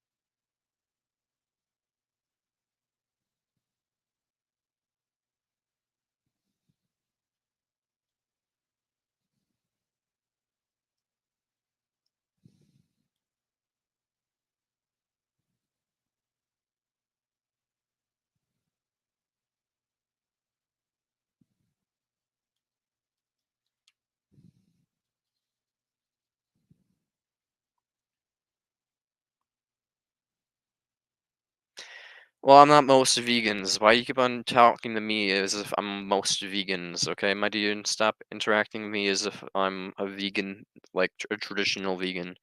I don't care about your little emotional like squabbles with idiots. Okay, man. I'm an actual intellectual who does things because of fucking reasons, not because of my emotions. So don't, go up to me and start squabbling with me about like what others people believe because I can argue from their perspective, I suppose. I could tell you what they would say, but you already know what they would say, and it's flawed. So I'm just gonna say what I'm gonna say, which is the truth and is based as fuck, baby. But if you want to argue against my based as fuck view and then respond with, "Oh yeah, but I'm talking about what traditional vegans say," then you're just wasting my time and your own time. No offense. uh, love you.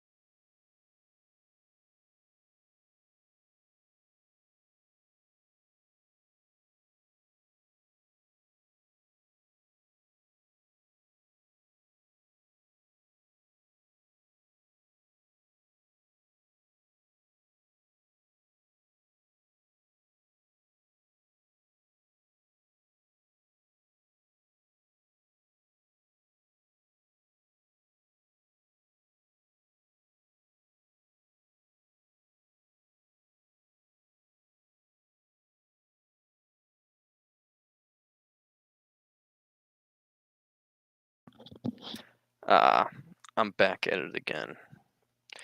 I absolutely got clobbered in Apex Legends there. I'm not gonna lie. Oh shit, but I got Apex pack anyways. It doesn't matter as long as I get Apex pack. Ooh.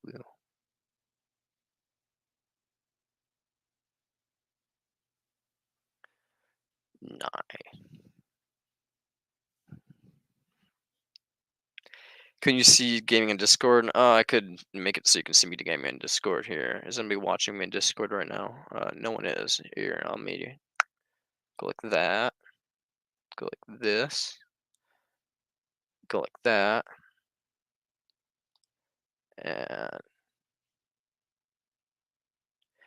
And not Discord, but Twitch. You can see me gaming on Twitch if you want. If you want to watch me game, you can watch me on Twitch.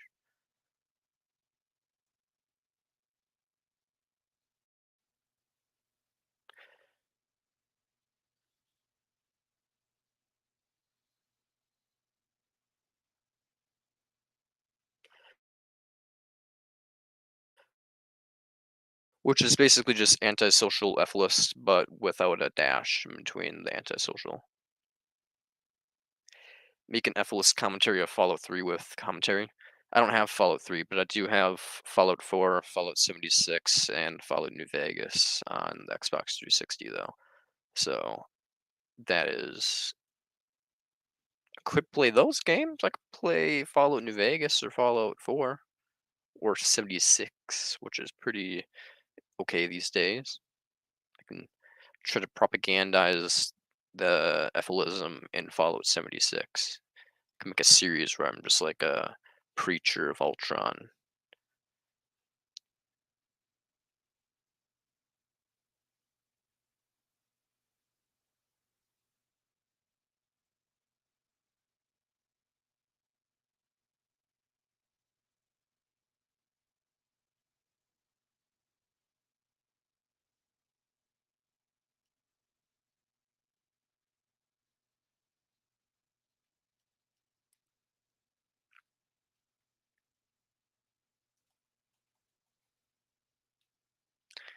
God damn it.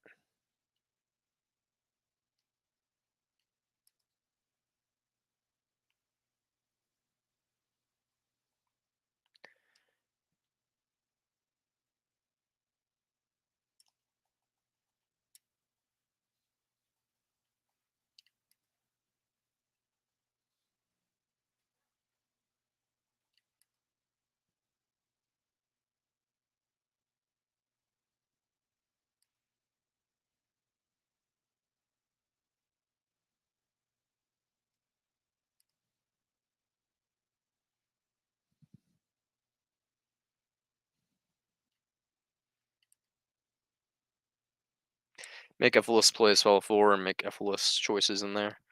Oh, okay, I could do that. I will just basically just be homicidal as fuck.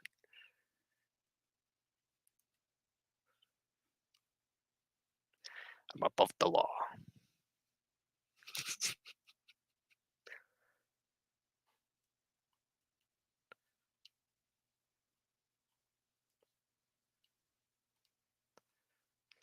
You just I'm just joking. I'm just joking. I would never do that. Be like nigger utilitarian, but like just like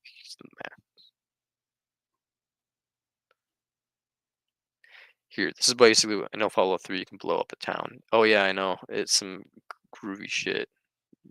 Here, let's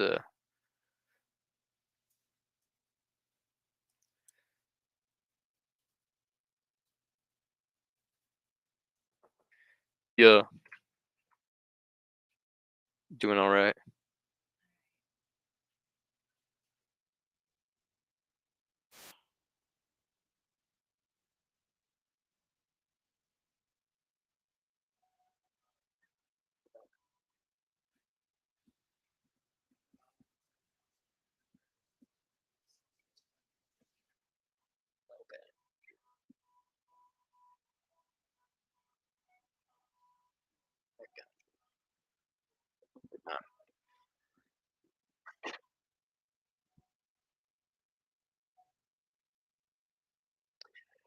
Basically, negative utilitarianism, baby.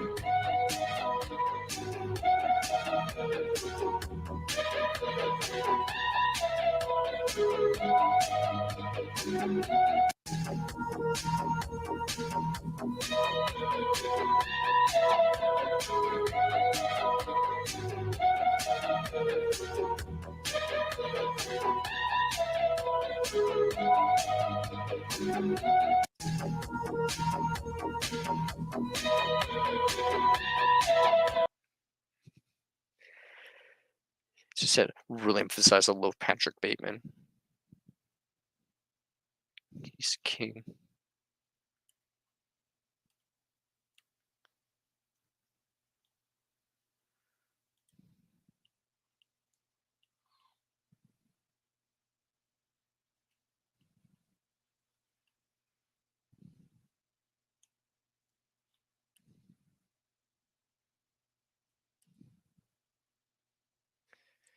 Yo, can you mark the nearest beacon?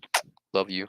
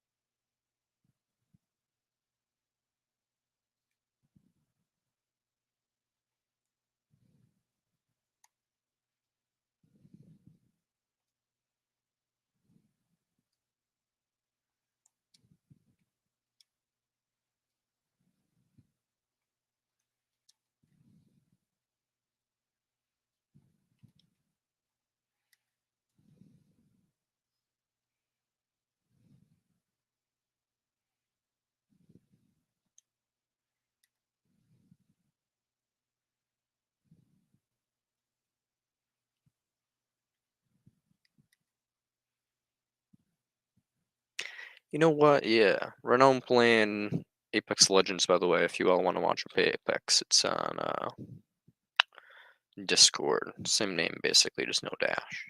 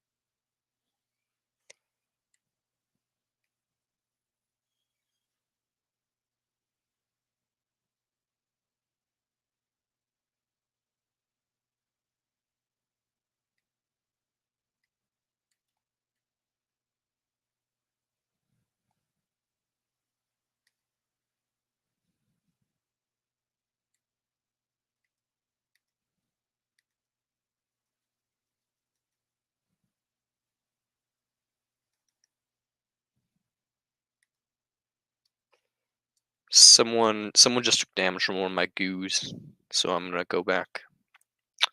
So-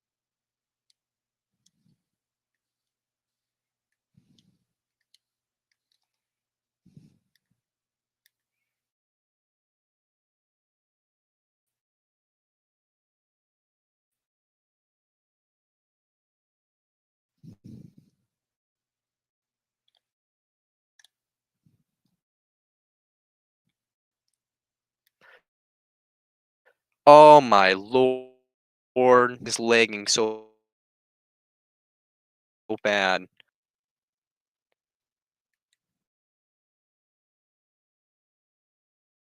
Oh, come on.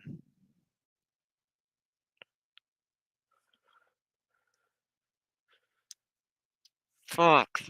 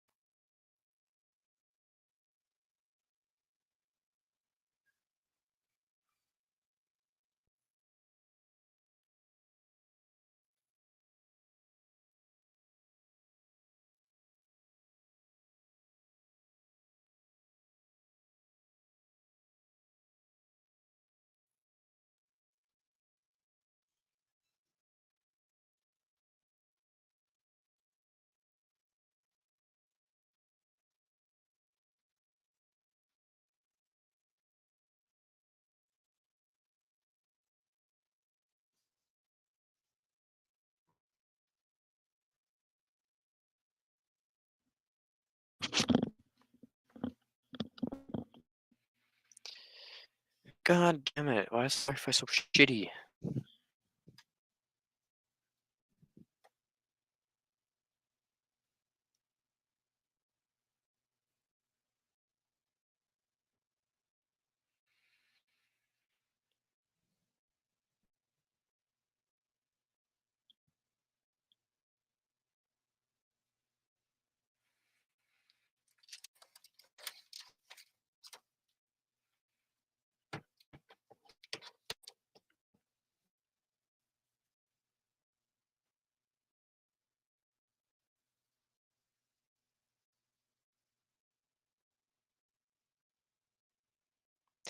No, we got paid.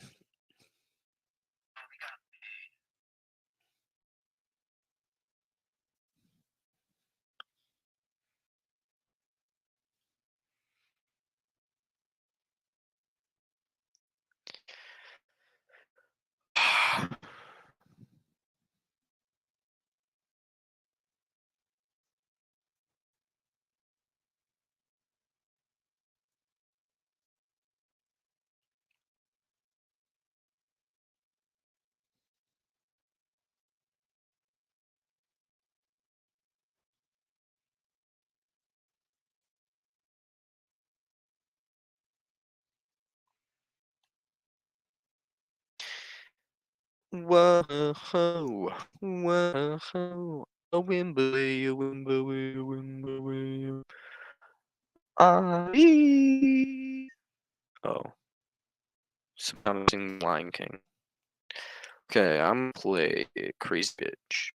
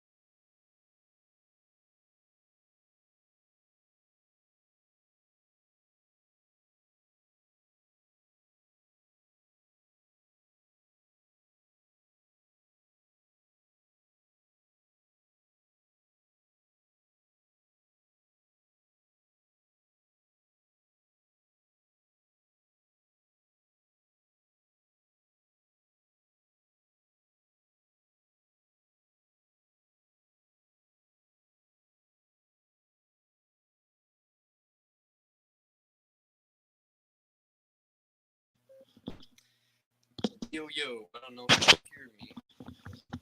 I'm gonna assume you maybe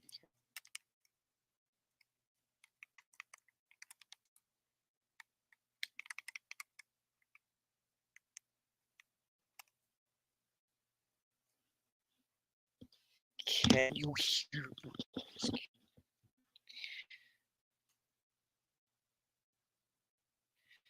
Basically, I'm talking through the mic that's here. Wow.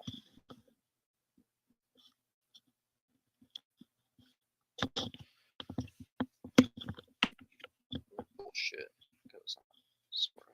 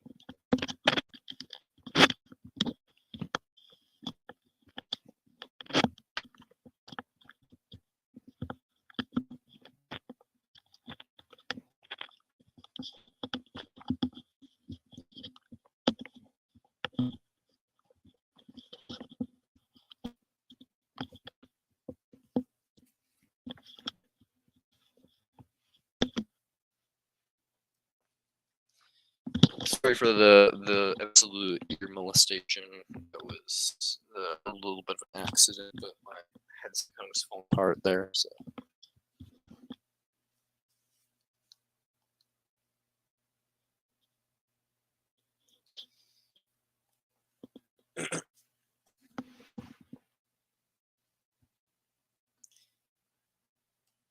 You know what?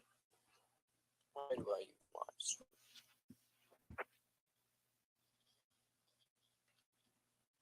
It's been like fuck open my door.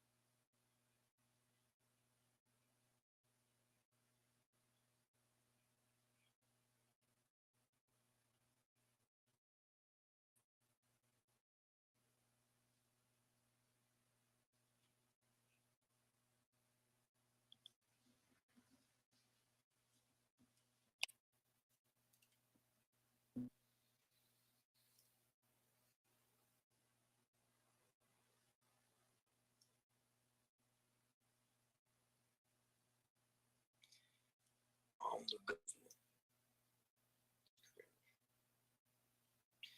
We are gonna drop wherever you feel like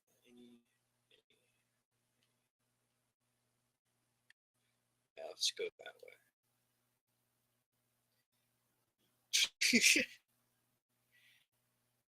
We're going out here.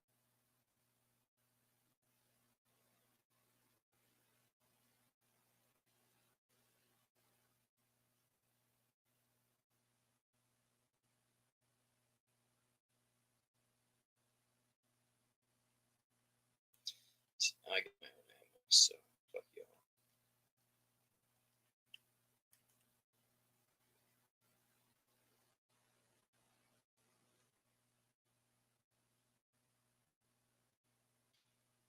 You would just popping.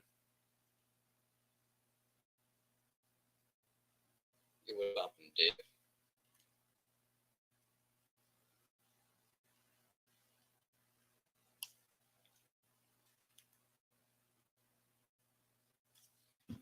I'm not sure. Can you hear me by the way, or no? Or am I really quiet?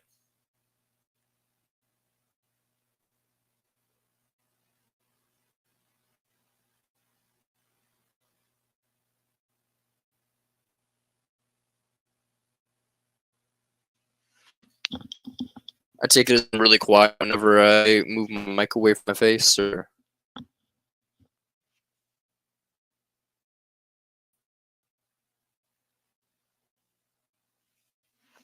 What do you mean by you don't see me?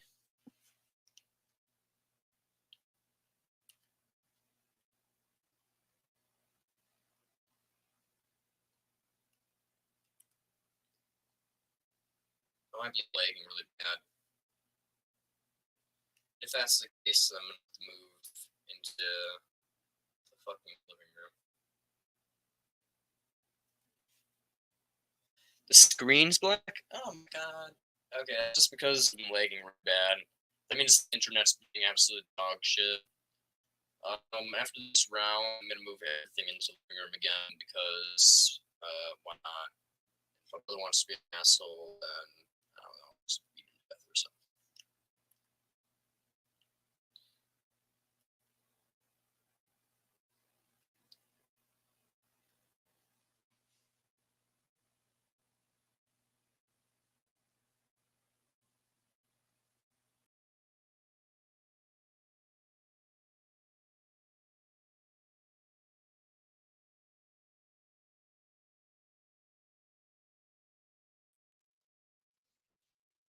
see now? Not sure if it helps. Helps, let me know.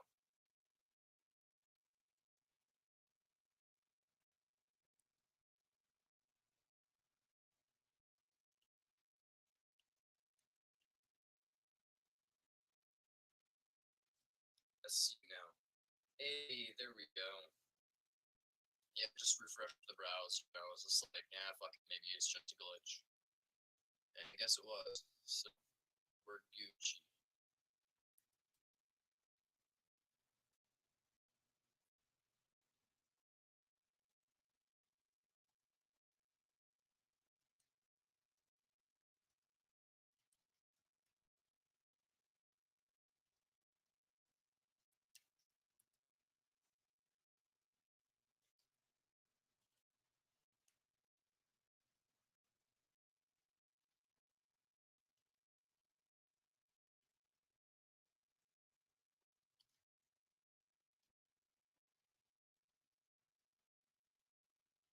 I can see clearly now the rain has gone. I can see all the obstacles in my way.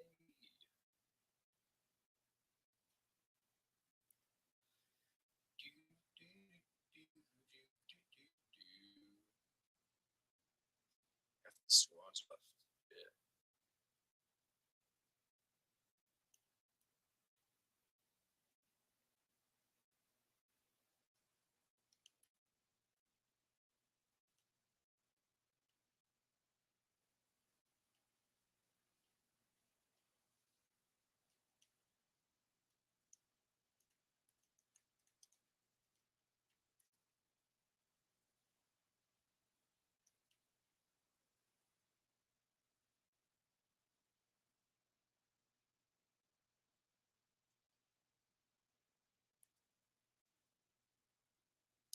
My teammates are really going sickle mode right now.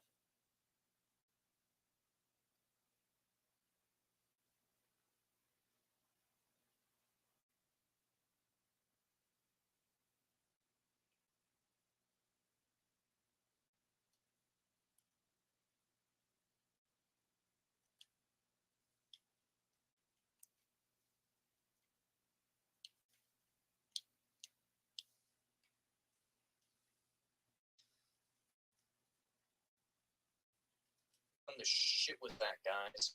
Idiots.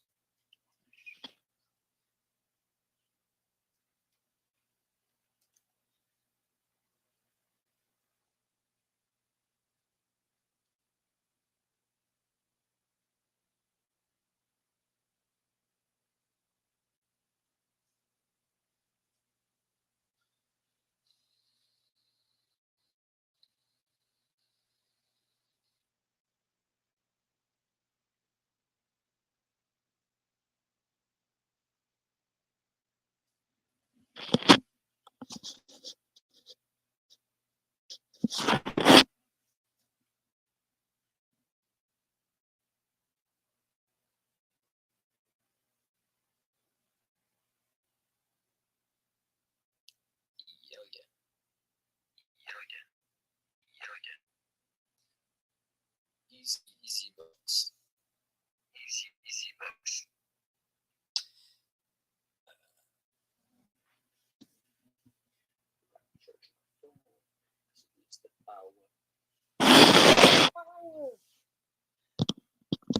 You got the power, I got the power.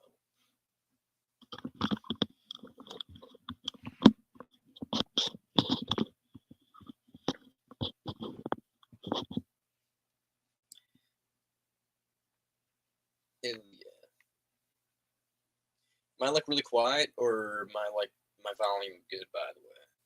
Because I'm using not this headset, I'm using this headset because I'm gaming right now. No, we're not gonna do that. We're going.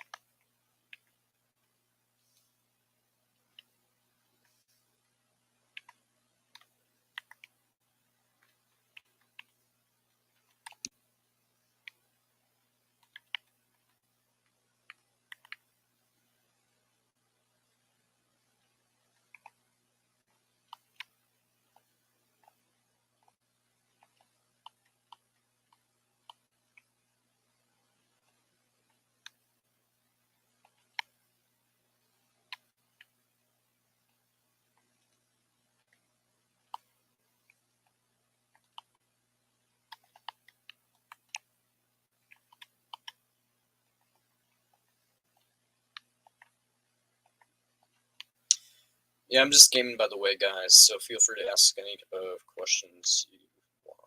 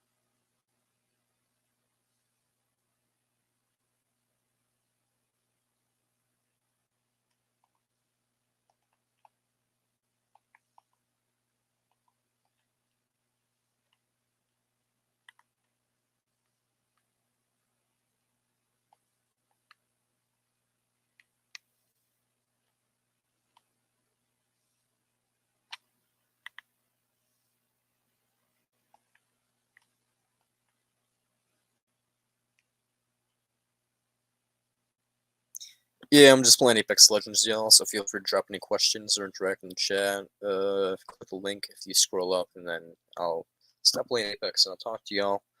But for now, if you want, you can watch me play Apex on on Twitch. So if you want to watch me on Twitch, go for it. Otherwise, feel free to ask questions here, and I'll interact with the chat.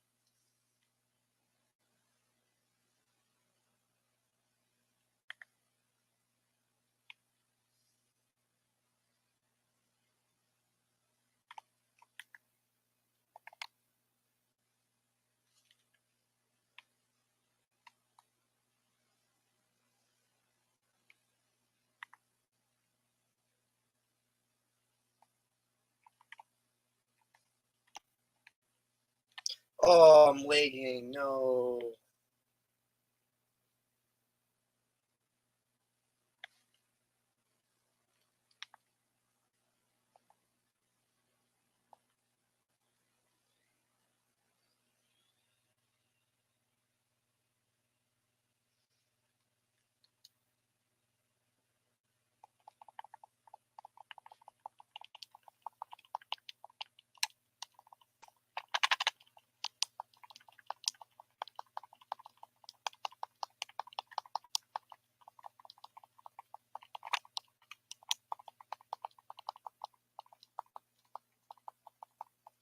It's the PlayStation 5. It should load faster, man.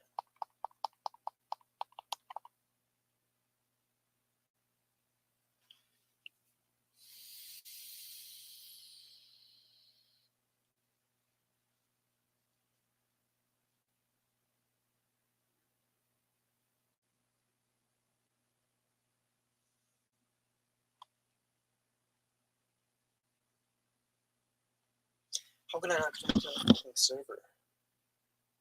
I'm literally using my fucking phone for hotspot on my fucking stream.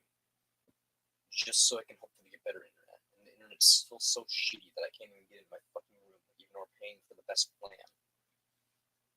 The fuck are these walls made out of? Like fucking swear to God, they're lined with lead. It's probably why everyone is famous fucking retarded.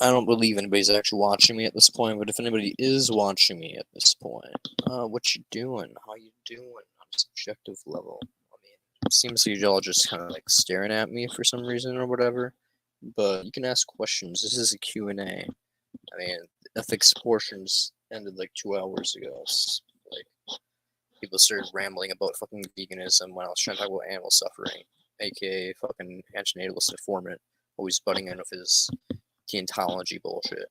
So when it comes down to it, you know, the ethics portion is done, but you can ask any questions.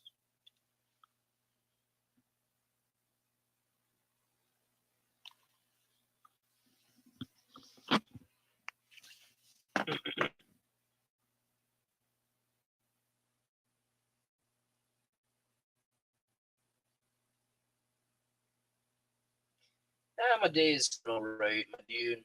It's just gay. How's your day been going? How's your day been going?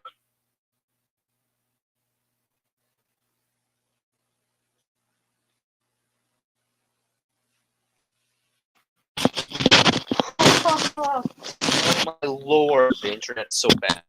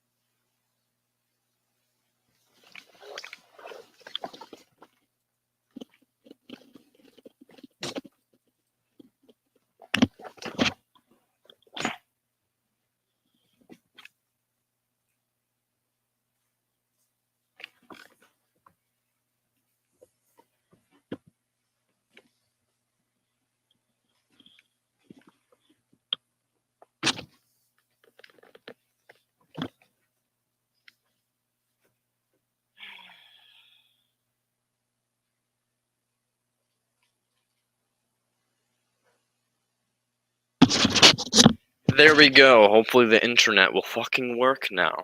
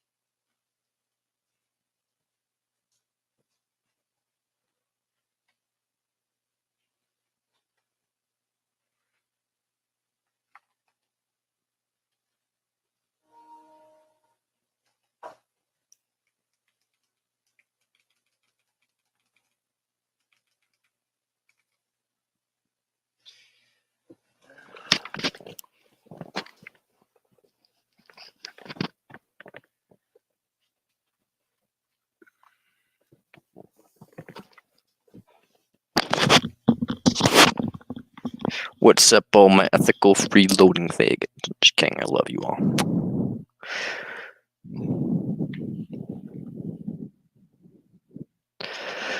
But how's it going on a subjective level? You still all doing alright? If not, talk to me. I'm here for you. Or maybe not. Maybe I'm not here for you. Maybe I'm just lying to make you into a false sense of comfort. That's what I'm doing.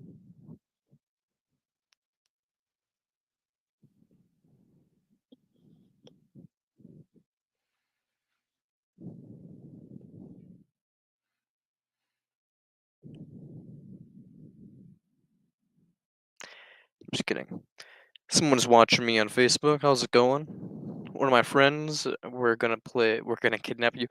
Who the fuck is Max? There's a Darian, and if it is either one of you, I'm not going wherever you guys are going because it's probably not that fun. No offense, but I'm gonna rather play Apex Legends than spend money, so I'm good.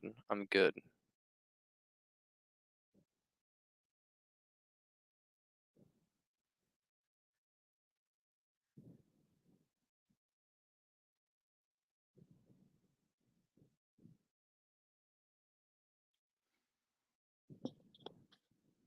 Like generally, if you show up, I'm not gonna leave my house. You'll just be here for no reason. So. I imagine the second person who's in their chat is probably just Darian or Max, because Darian's the one who said we're gonna kidnap you, because that's Darian. Now, Max is the one who just probably showed up second in here, and I'm gonna assume that he's also gonna say something similar. But no, you can't take me. I'm gaming right now. I don't even have my phone. I can just tell. Oh, Tay. Oh, how's it going, Tay? You're not Max, but how's it going, Tay?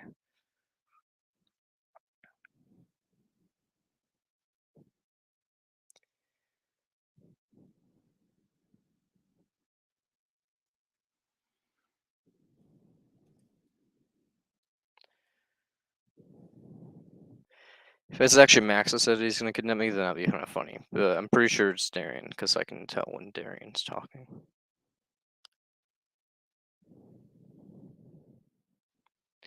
I know his style of texting.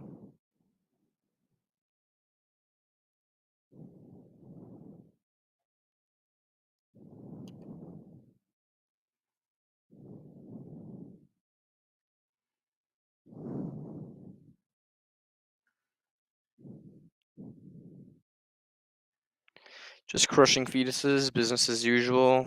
Okay, fair enough. Why do you weird profit trolls always come to my channel? By the way, I'm really curious. Like, what's up with my channel that entices y'all? The fuck?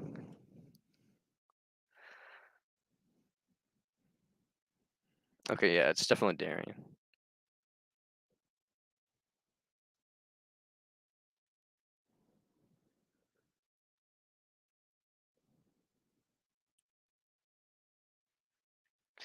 Could just check, but my phone's in my room charging. I'm not going to leave my game at them playing at the moment because I'm doing not too shabby.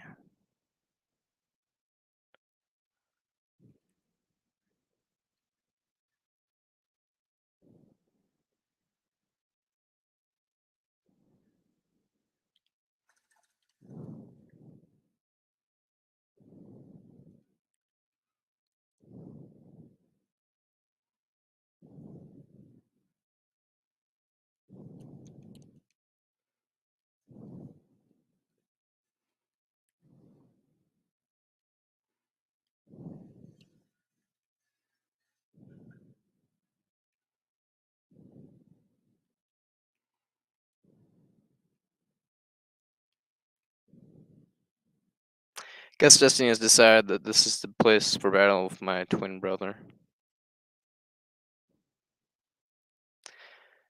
Is your twin brother Profit? I don't think you're battling him, bro. Or are you battling him? I don't know. Do you have disagreements or agreements with Profit? And if so, why?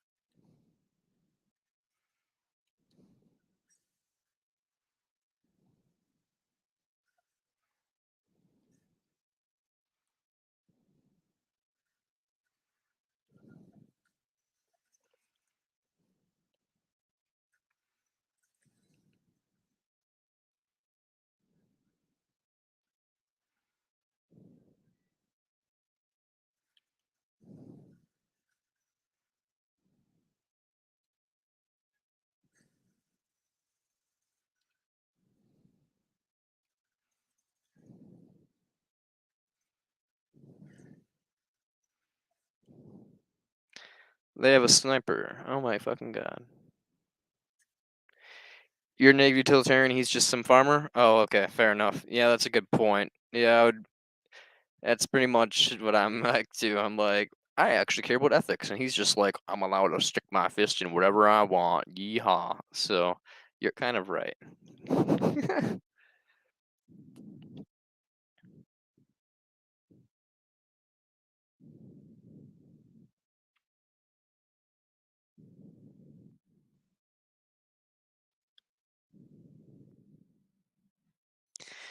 Oh my fucking god, I swear. Oh. Hello.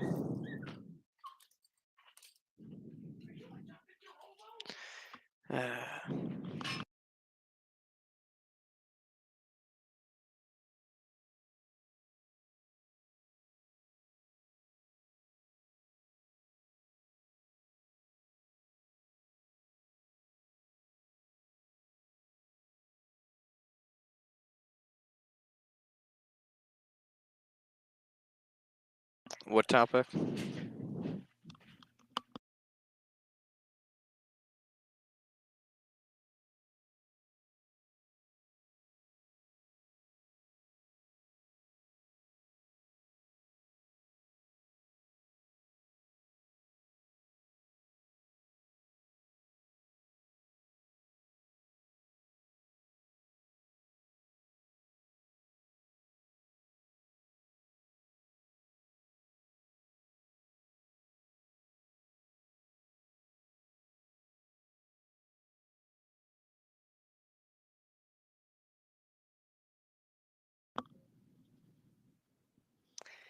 That video has already been discussed in this channel, and it's not controversial in any way. It's just misinformation that the friendly antinatalist, that dumb bitch, basically is trying to spread. So yeah, basically that's my take on that controversy is misinformation. The friendly antinatalist is kind of an evil bitch, a total wench, and yeah, end of story.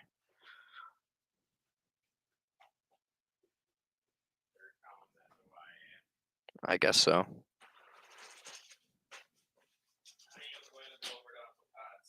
You're gonna go to Todd's?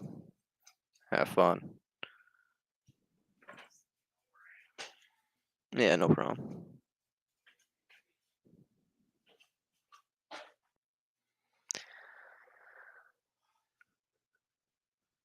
Yeah, it's hot as fuck out.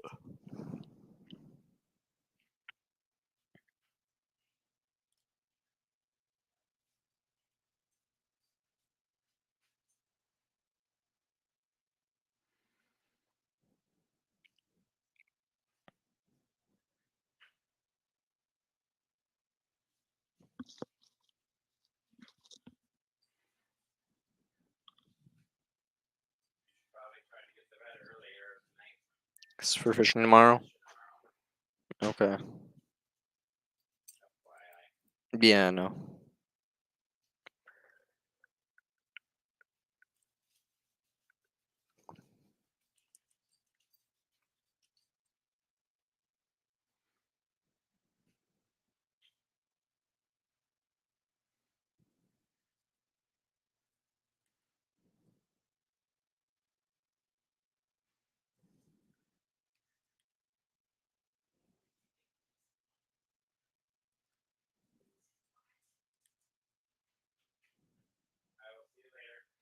See ya.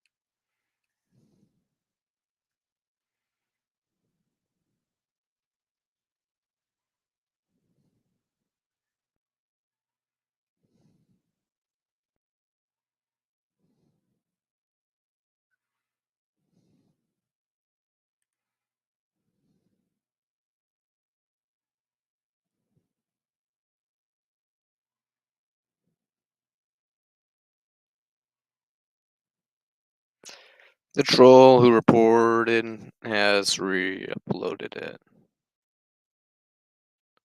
He was back online, but who? Oh, okay. Interesting.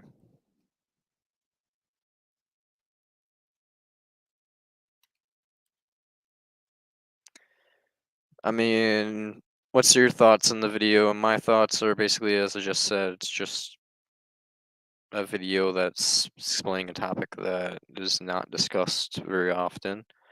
And people who like to spread misinformation because they have vendettas against Ephilism are like, oh, we're going to use words and manipulate them against you. So, but what's your thoughts on the subject, I guess? Even though I don't really think there's any other interpretation that's valid.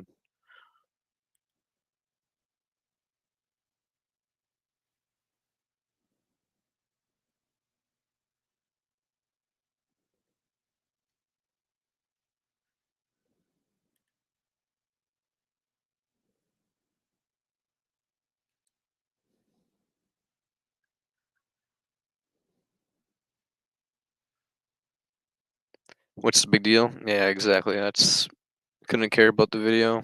What's the big deal? Yeah, basically, it's me here too. I was interested in it, and because it sounded like it might be a little sus. But then I actually looked at what it was, and I watched it myself, and I was like, oh, this is not anything worth any type of trauma over. It's literally just a title that should have been maybe something different. But not the best choice of title, but other than that, there's nothing wrong with it. The animation there is awesome. That's true.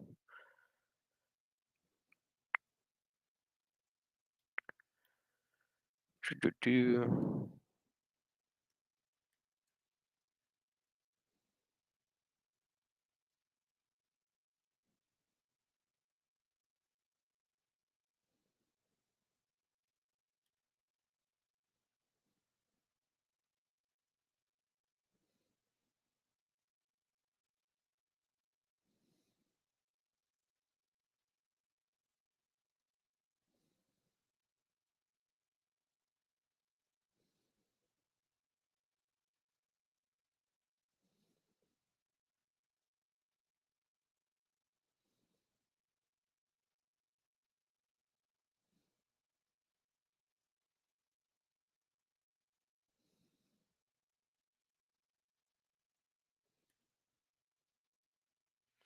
It's just a funny story. Yeah, it's funny. I mean,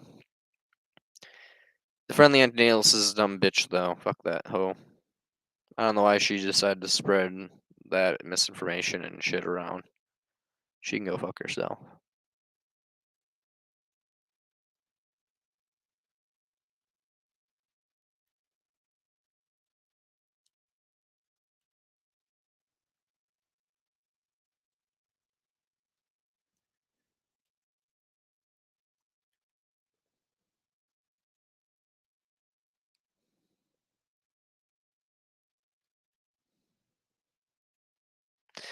Yeah, what an idiot.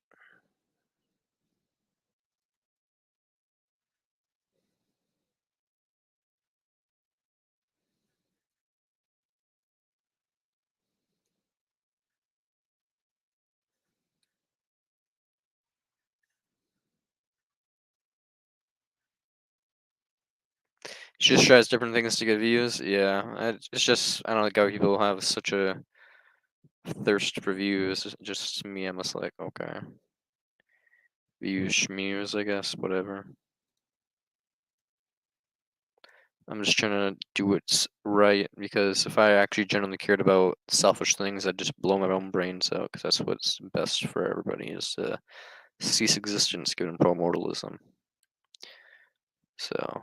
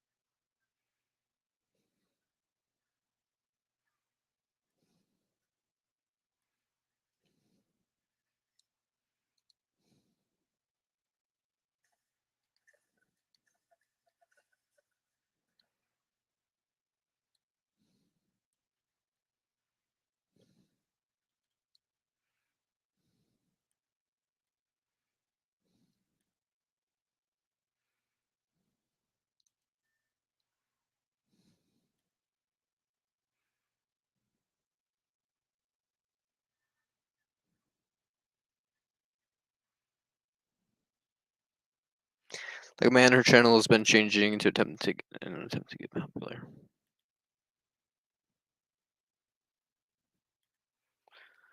Hmm.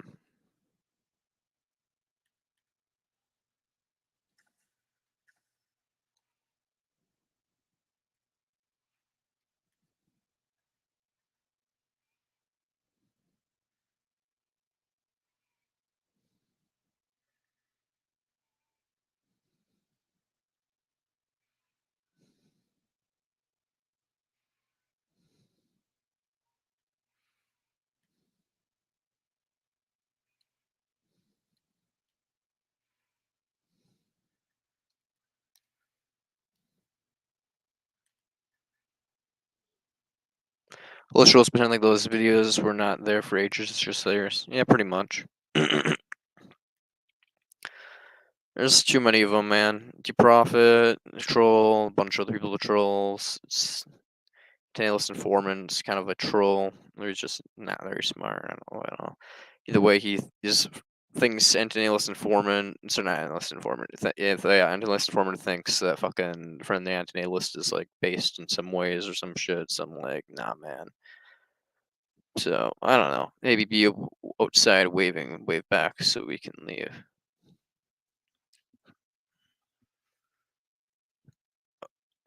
Are you actually outside? 1 second.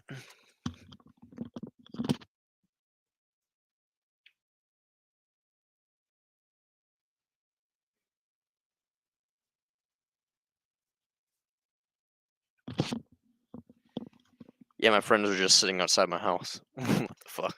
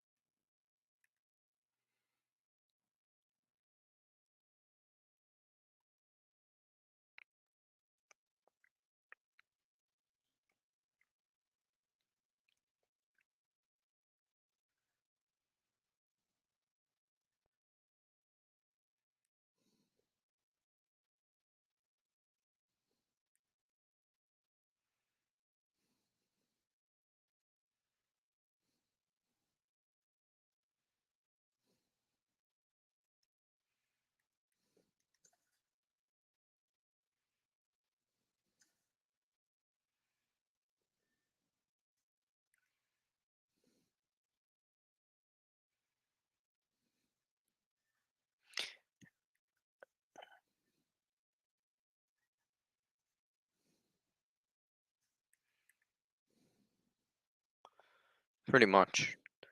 They act like they just discovered Mendham. Mendham has been around for like years. See you later, my friends. That's it, my people. These videos have been there how long? Basically, yeah, it's like 10 years, 20 years, 10, 15 years for a lot of his videos, and he hasn't taken them down. There's like, oh my god, look what Gary said. And it's just like, yeah. It's like, okay. It's not like he's trying to hide it. It's not like he's hurting anybody.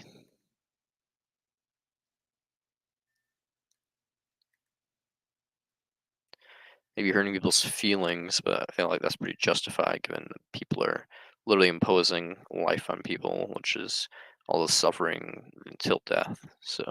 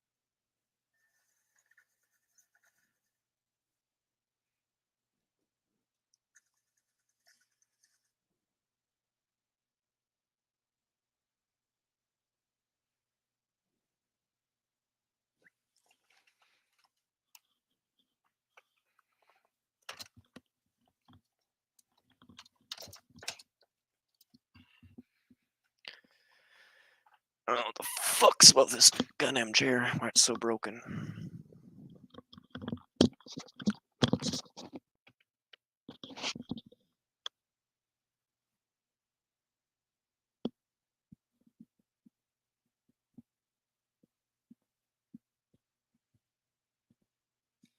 Yeah, Mendham's not like a bad dude. He's a little bit of an asshole, but he's not a bad dude.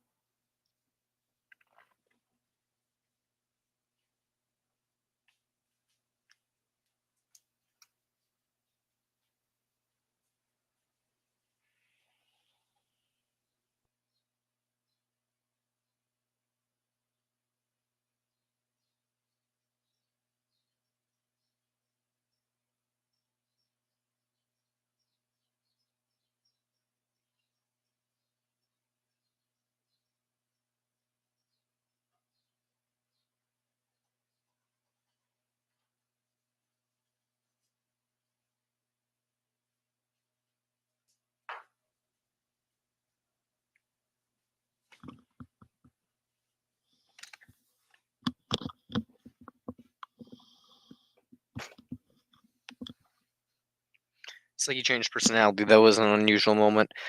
Yeah, sometimes Amendum's a friendly dude. He'll thank you and stuff like for if you give him donations and jazz, and he sounds really friendly. But then at the same time, he'll also be like, "Fuck you, you're off topic." Like if you talk to him on his physics channel and you're talking about anything about except what he's talking about.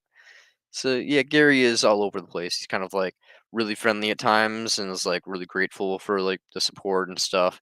And other times he's just like pure dickhead for no reason.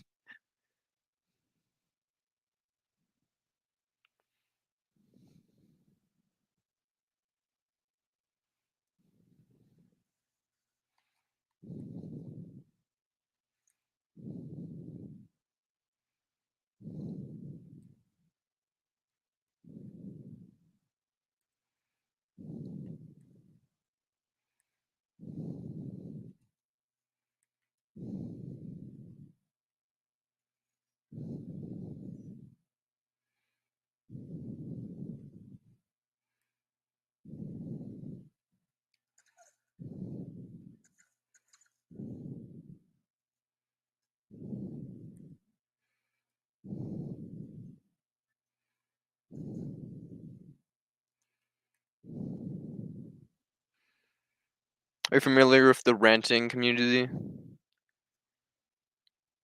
No. Though I go on rants all the time, so I guess I'm part of the ranting community. But I didn't know there was a community of ranters, so but now I do, I guess.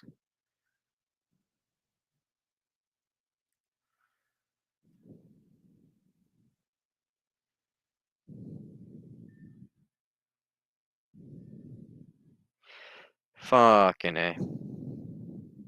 One of my teammates just got down because he's an idiot.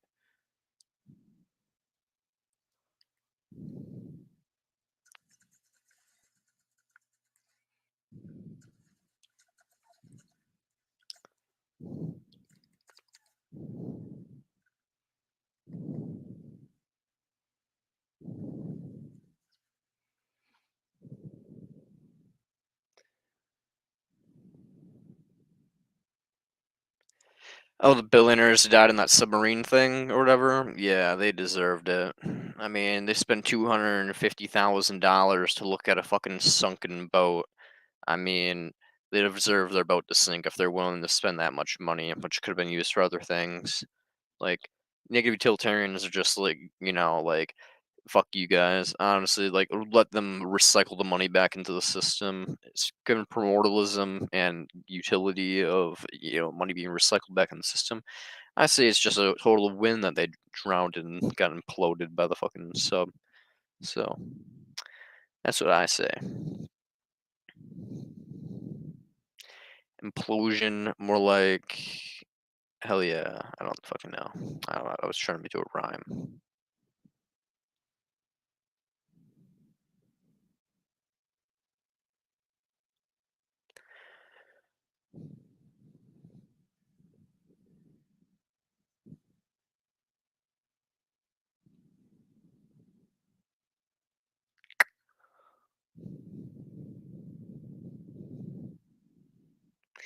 I just realized I was displaying that comment for like forever, and I was like, wait a minute, people can see me now.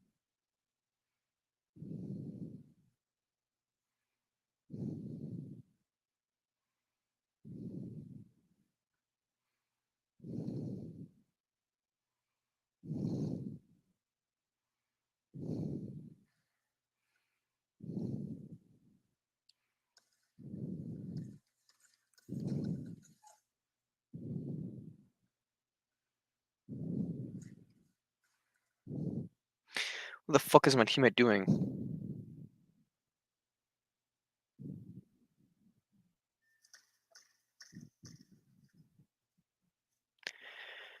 Hey man, I'm not gonna take anything from a deontologist.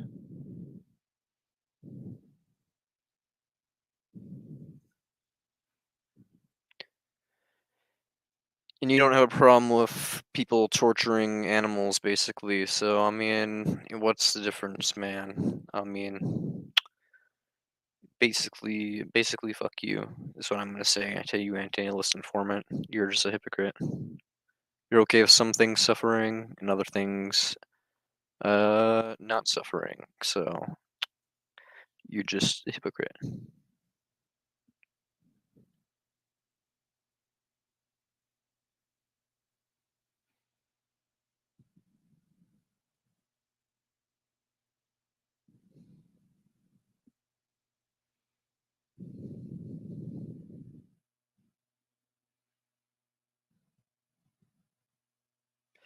It's only 6:41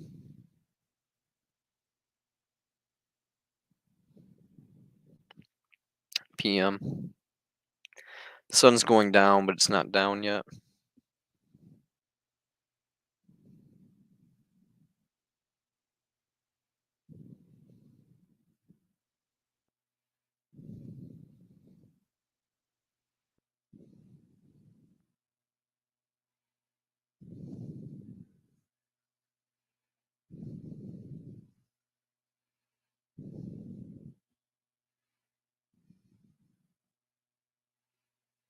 You just disagree with how to address it? Well, it sounds like your version of addressing it is doing nothing because, yeah, you just sounds like you don't care. We don't have no duty to do anything. So you're basically okay with animals suffering by our cause, just so long as we have meat, I guess, to whatever reason. So unless for some reason you think it's okay for humans to impose harm upon animals, which are non-moral agents, without their consent, but for some reason children, which also are non-moral agents, you're not okay with them with the consent, which makes sense. But it seems a little bit hypocritical that for one non-moral agent, you're cool with them like being imposed upon, or at least you're not against us. Maybe not. You're not personally cool with it, but you're just like we're not. I don't have. We have no obligations to stop it, and or you're okay with it happening. So. Uh, or humans inflicting on it because you're pretty much cool with we're really cool with vegans being dunked upon for what because it really sounds like you just don't like the fact that vegans tell you not to eat meat, so I don't know what to say, man. You presented other solutions, like what? Like present one solution to me right now that's an actual solution.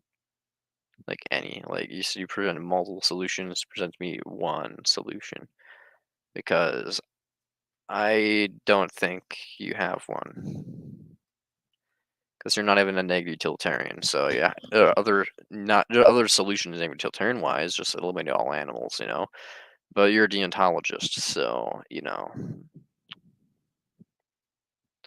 I'm really curious about your solutions. Given the deontological solution, usually it's typically just don't eat the animal, but.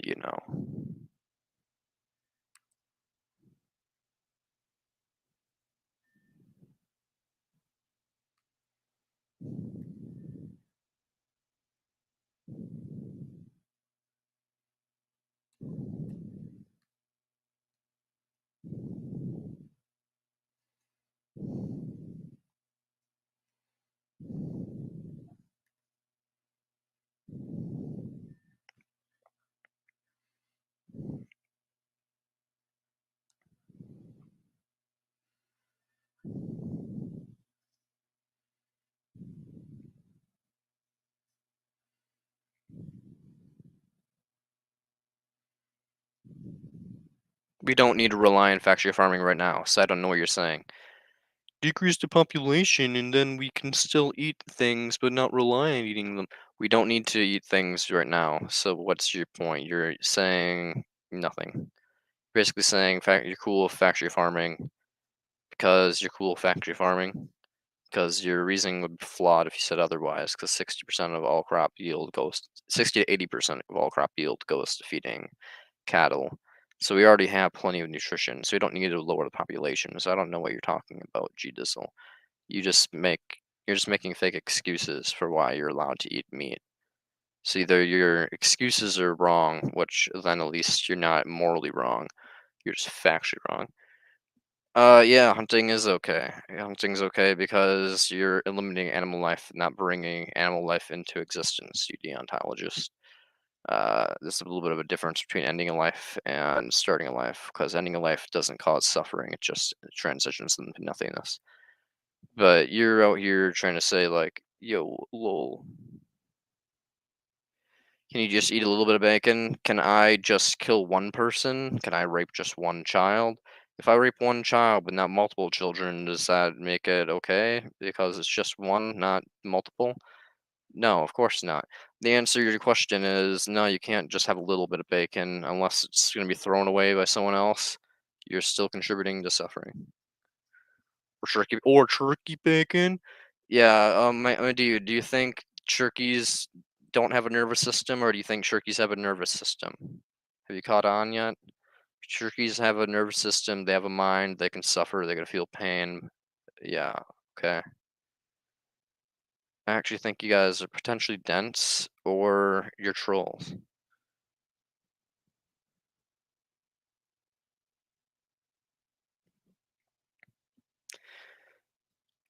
Well, who cares? What's your point? So you think people need access to meat? Is that what you're trying to say? That people need access to meat?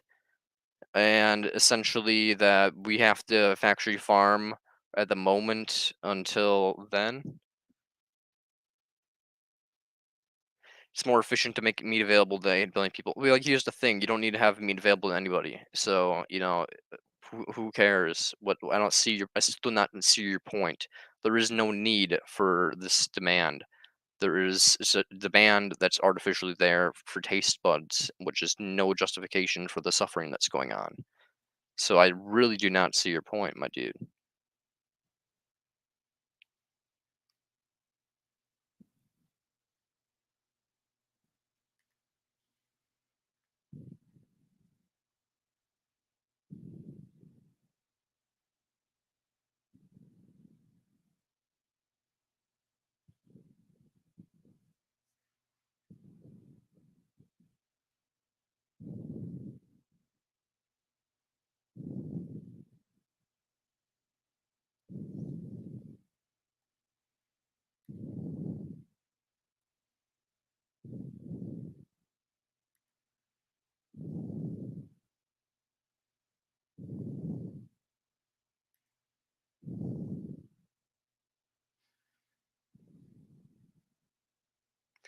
No, no, for oh my fucking god, I'm ending the live stream.